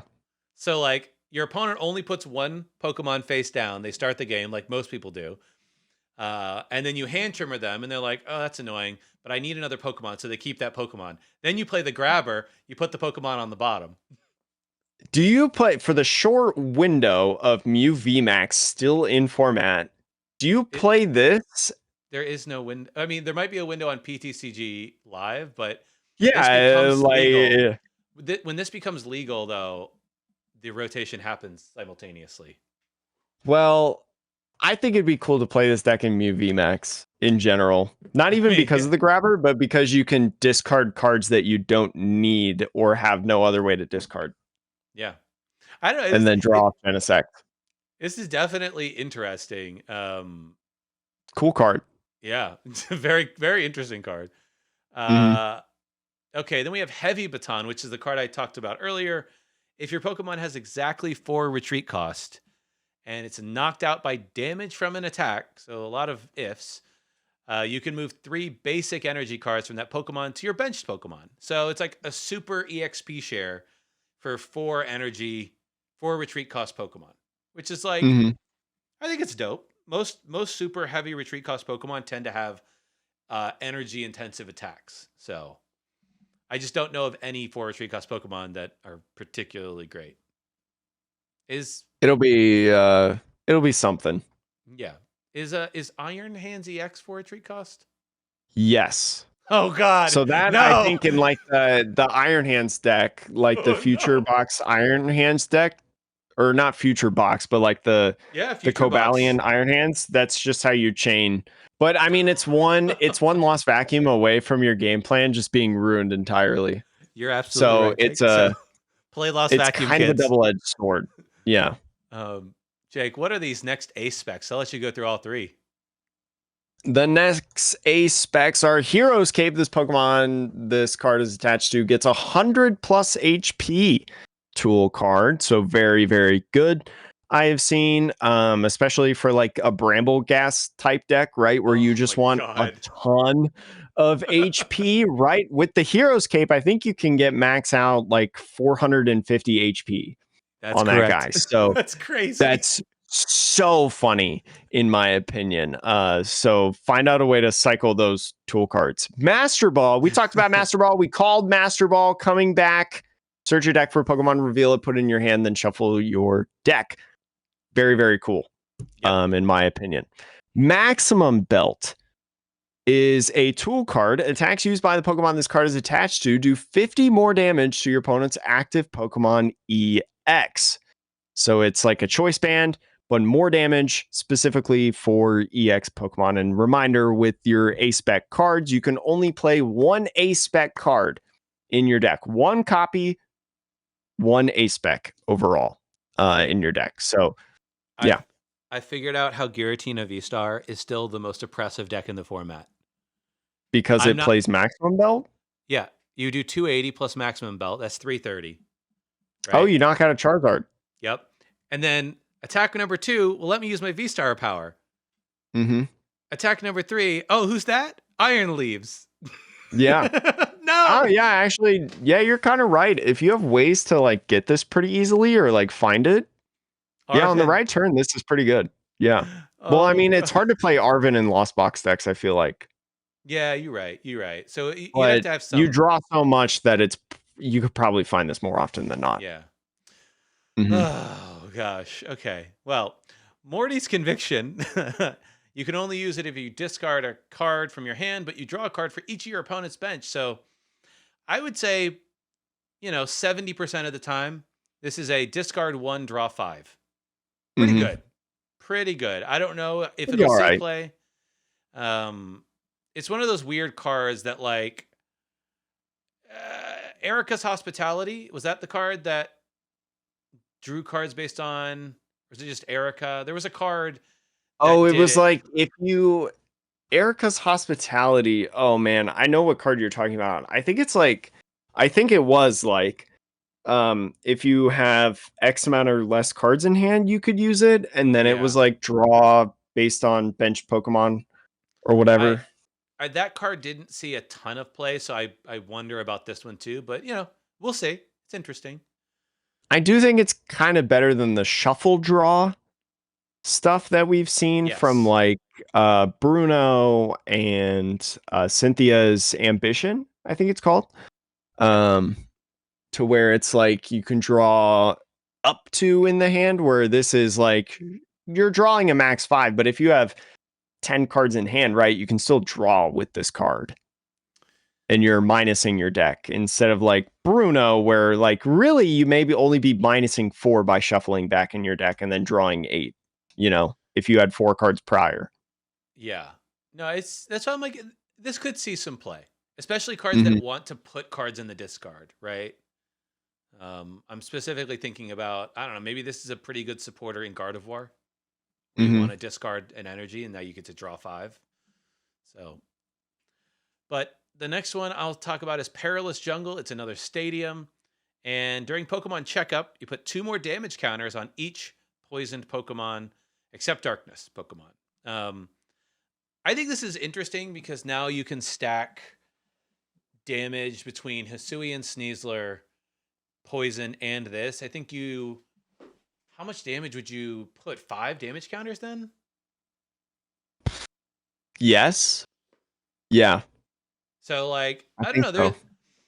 so. This starts to get to a point where like if was it Walking Wake wants to do 120 plus 120 is 240 plus 5. You're looking at 290 damage after Pokemon Checkup with Walking Wake. It's pretty good. It's pretty good. You know what you do, I Jake? would say this is interesting in cloth, Yeah, I can't right? remember Because what, cloth, you want to or a lot of times you poison the opponent's active Pokemon because you're using Brute Bonnet. but Um, what's so this awkward can about just do more Cloth? damage. You know what's awkward about Cloth though, Jake? We lose Spicy Season Curry to rotation. Oh yeah, maybe it's bad. Yeah, but I will say the Walking Wake. Do you remember how a Spartha EX made it so you couldn't attack? There was like certain cards that say if your opponent Yeah, has X HP or less. I think you could play Walking Wake with cards like that and basically put your opponent at such a low HP that they can't attack. interesting. That seems like a lot of cards you have to combo. Yeah, true. You're right. So You maybe know it's what not. card you got to combo to use Guzma? Only one. It's called Prime Catcher Sean. We've talked about this card. Switch one of your opponent's bench Pokemon to the active spot. If you do, switch your active Pokemon with one of your bench Pokemon. The difference between this and Guzma, though, that I find interesting, that I haven't heard anybody talk about, is that Guzma, you could use Guzma to just switch your own Pokemon, I believe, or at least I think that's how it's worked when I've played against it and played it. So maybe I've been doing it wrong. But this one says if you do switch your opponent's Pokemon, you can switch your Pokemon. So you can only play this if your opponent has a benched Pokemon Hmm. on the field. So Yes. different than Guzma, where Guzma, I think, let you switch yours and not your Right. opponent's if your opponent didn't have any. But still a really good card.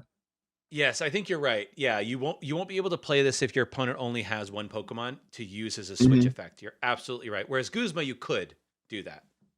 Hmm. Um, the last, no, second to last A spec is Reboot Pod. This is the future A spec item where you can attach a basic energy from your discard pile to each of your future Pokemon in play. That's so insane. So it is maybe Hello, Iron Hands. right, like one card. Let me attach 6 energy to all of my one energy to all 6 of my Pokemon. That's 6 energy in play from one card. You have to have 6 energies in the discard pile, though. That's the thing.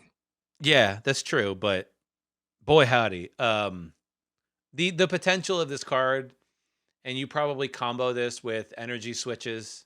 I just it gets wild, just Mhm. wild. Jake, what are the last two trainers before we get to the special energies? Rescue Board. This is a tool card. Your retreat cost of the Pokemon this card is attached to is colorless less. If that Pokemon has 30 HP or lesser remaining, it has no retreat cost instead. So we've seen kind of different skateboard type cards in the game. I think of a skateboard that let you retreat -1 and disregarded status conditions. This one's condition is that you can retreat for free if it's an emergency, which is why it has like siren looking lights on it, I guess. But really cool card, in my opinion, especially if, I mean, just good in general for Pokemon that you put in the active, use set ability, and then retreat any sort of setup Pokemon. But also, if you get slammed by a Pokemon, right, and you have just a little bit of HP left, you can then effectively use it to retreat and then maybe send it up later without having to get rid of resources and stuff. So it's a cool card. So, Jake, this last one, Salvatore. It's a supporter. It says search your deck for Mhm. a Pokemon except a Pokemon with an ability that evolves from one of your Pokemon at play and put it onto that Pokemon to evolve it. That would be pretty bad if that's all it did, but you can use this card on a Pokemon that was put into play when setting up. So you can use it turn one, going second, or on the turn that you put that Pokemon into play.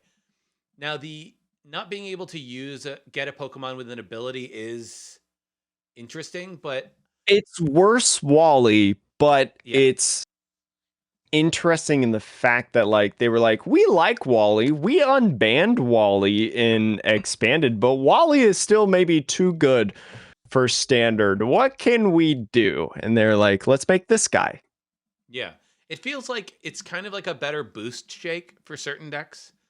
Like boost shake Oh, got you a doesn't Boost Shake VMAX. ended your turn? Exactly. That's why I was like, nope, almost nobody ever played that. So Hmm. um the one question I have ruling wise with this is say it's not turn one. Say it's turn two, and what you do is you played a Pokemon and then you evolve it into another thing and you want to go into a stage two. Can you go into the stage two with the Salvatore if you evolved it into a Mm, stage one? Because that stage one was put into play, right? it doesn't specify basic Pokemon that can do the evolution. It just says you can use this card on a Pokemon that was put in play when setting up. Oh, or setting up to play, or on the turn that it was put into play. So yeah, you could effectively, it's like rare candy almost.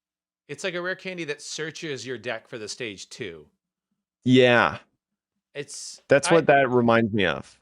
it's interesting. It's weird. I don't know if that's actually how the interaction could work, but because Mhm. I don't know if evolving is considered putting it into play the same I guess, way. I mean, So it kind of is because, like, if you put it in your hand, you have to put it from your hand into into play, play, right? right? It's So still into play and evolving. I think the question would be I think this is obviously best in if you have a stage two deck and you want to guarantee that you can get into a stage two and the middle evolution doesn't have a ability. So you can't use this with Gardevoir and and refinement Curlia, you know. No, you would have to. No, no, no, no. You would have to. You need to evolve the middle evolution, but the stage two can't have an ability.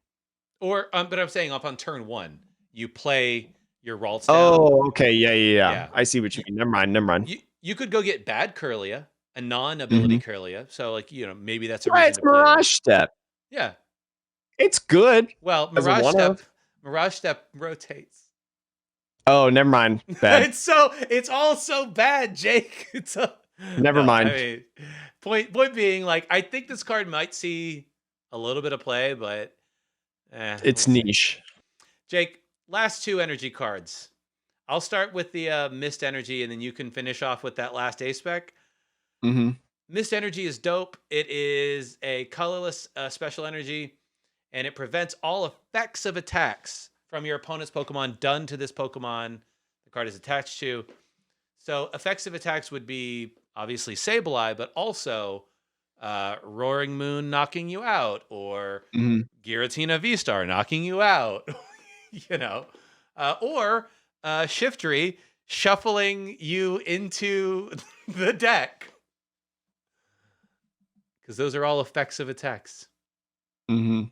It's So gonna be a cool card, and I think one of the reasons that Lugia continues to be really good, right? Because you can like miss energy and prevent Sableye from knocking out like your Archeops. You can yeah, have, like you said, Roaring Moon can't knock out your Lugia V Stars, right? So um Mist Energy is pretty good specifically in Lugia. It's yeah, another reason like Lugia gets a huge boost in this set. Like mhm. it's crazy. It goes from a not very good deck to like one of the top decks in my opinion. Jake, is there a world in which you play Mist Energy in Charizard, just so that your Charizard Um can't be OHKO'd by Roaring Moon or Giratina V-Star? that one's a little difficult because your Charizard needs 2 fire energies to attack. If it Yeah, had fire colorless, I would say yes. But that'd be difficult to find. Well, probably not difficult to find if you have Pidgeot. But I think because you would effectively need 3 energies, um, to feels use like the miss energy to prevent, I think makes it maybe not worth it it's fair. in the sense overall. But it's a neat idea. It's just I don't know if it fits. That's fair. Jake, finish us off. Neo Upper Energy, the last card in this and the last A spec as well. As long as this card is attached to a Pokemon, it provides colorless energy. But if it's attached to a stage 2 Pokemon, this card provides every type of energy and provides 2 energy at the same time instead. So it's 4 stage 2s. It's a reversal energy essentially, but only 2. Yeah, And it can be at any time in the game. So just as long as it's on a stage 2, you get the energy bonus.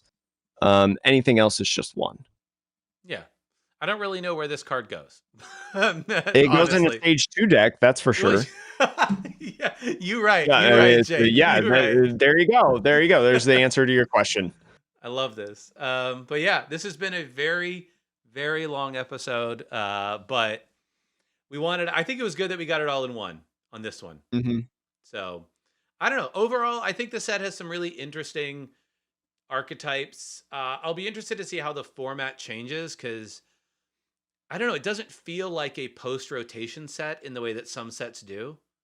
You know, Mhm. like it has such a specific focus that it just feels strange. But you know, I think it'll be fun. Rotation and this stuff should be interesting.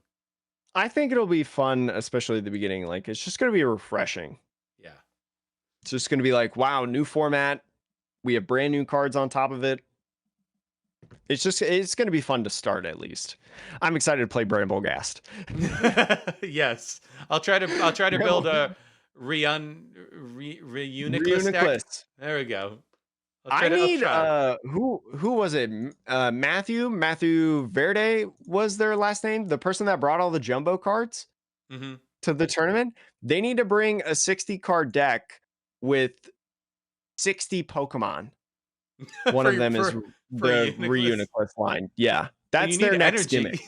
You need No, energy. you don't. Oh yeah, shoot, you do need an energy, but you play like One. 40 different Pokemon. Yeah, you play like 40 Pokemon. Yeah.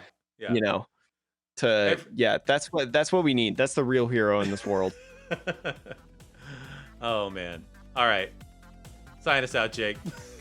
But that's it for the Metapop podcast. Hopefully you enjoyed. I think this was a pretty long episode. I don't have the time, but I hope you enjoyed this extensive set review for Temporal Forces. I'm Jake, that's Sean, and we'll see you in the next episode of the Pokemon podcast that revolves around the evolving meta.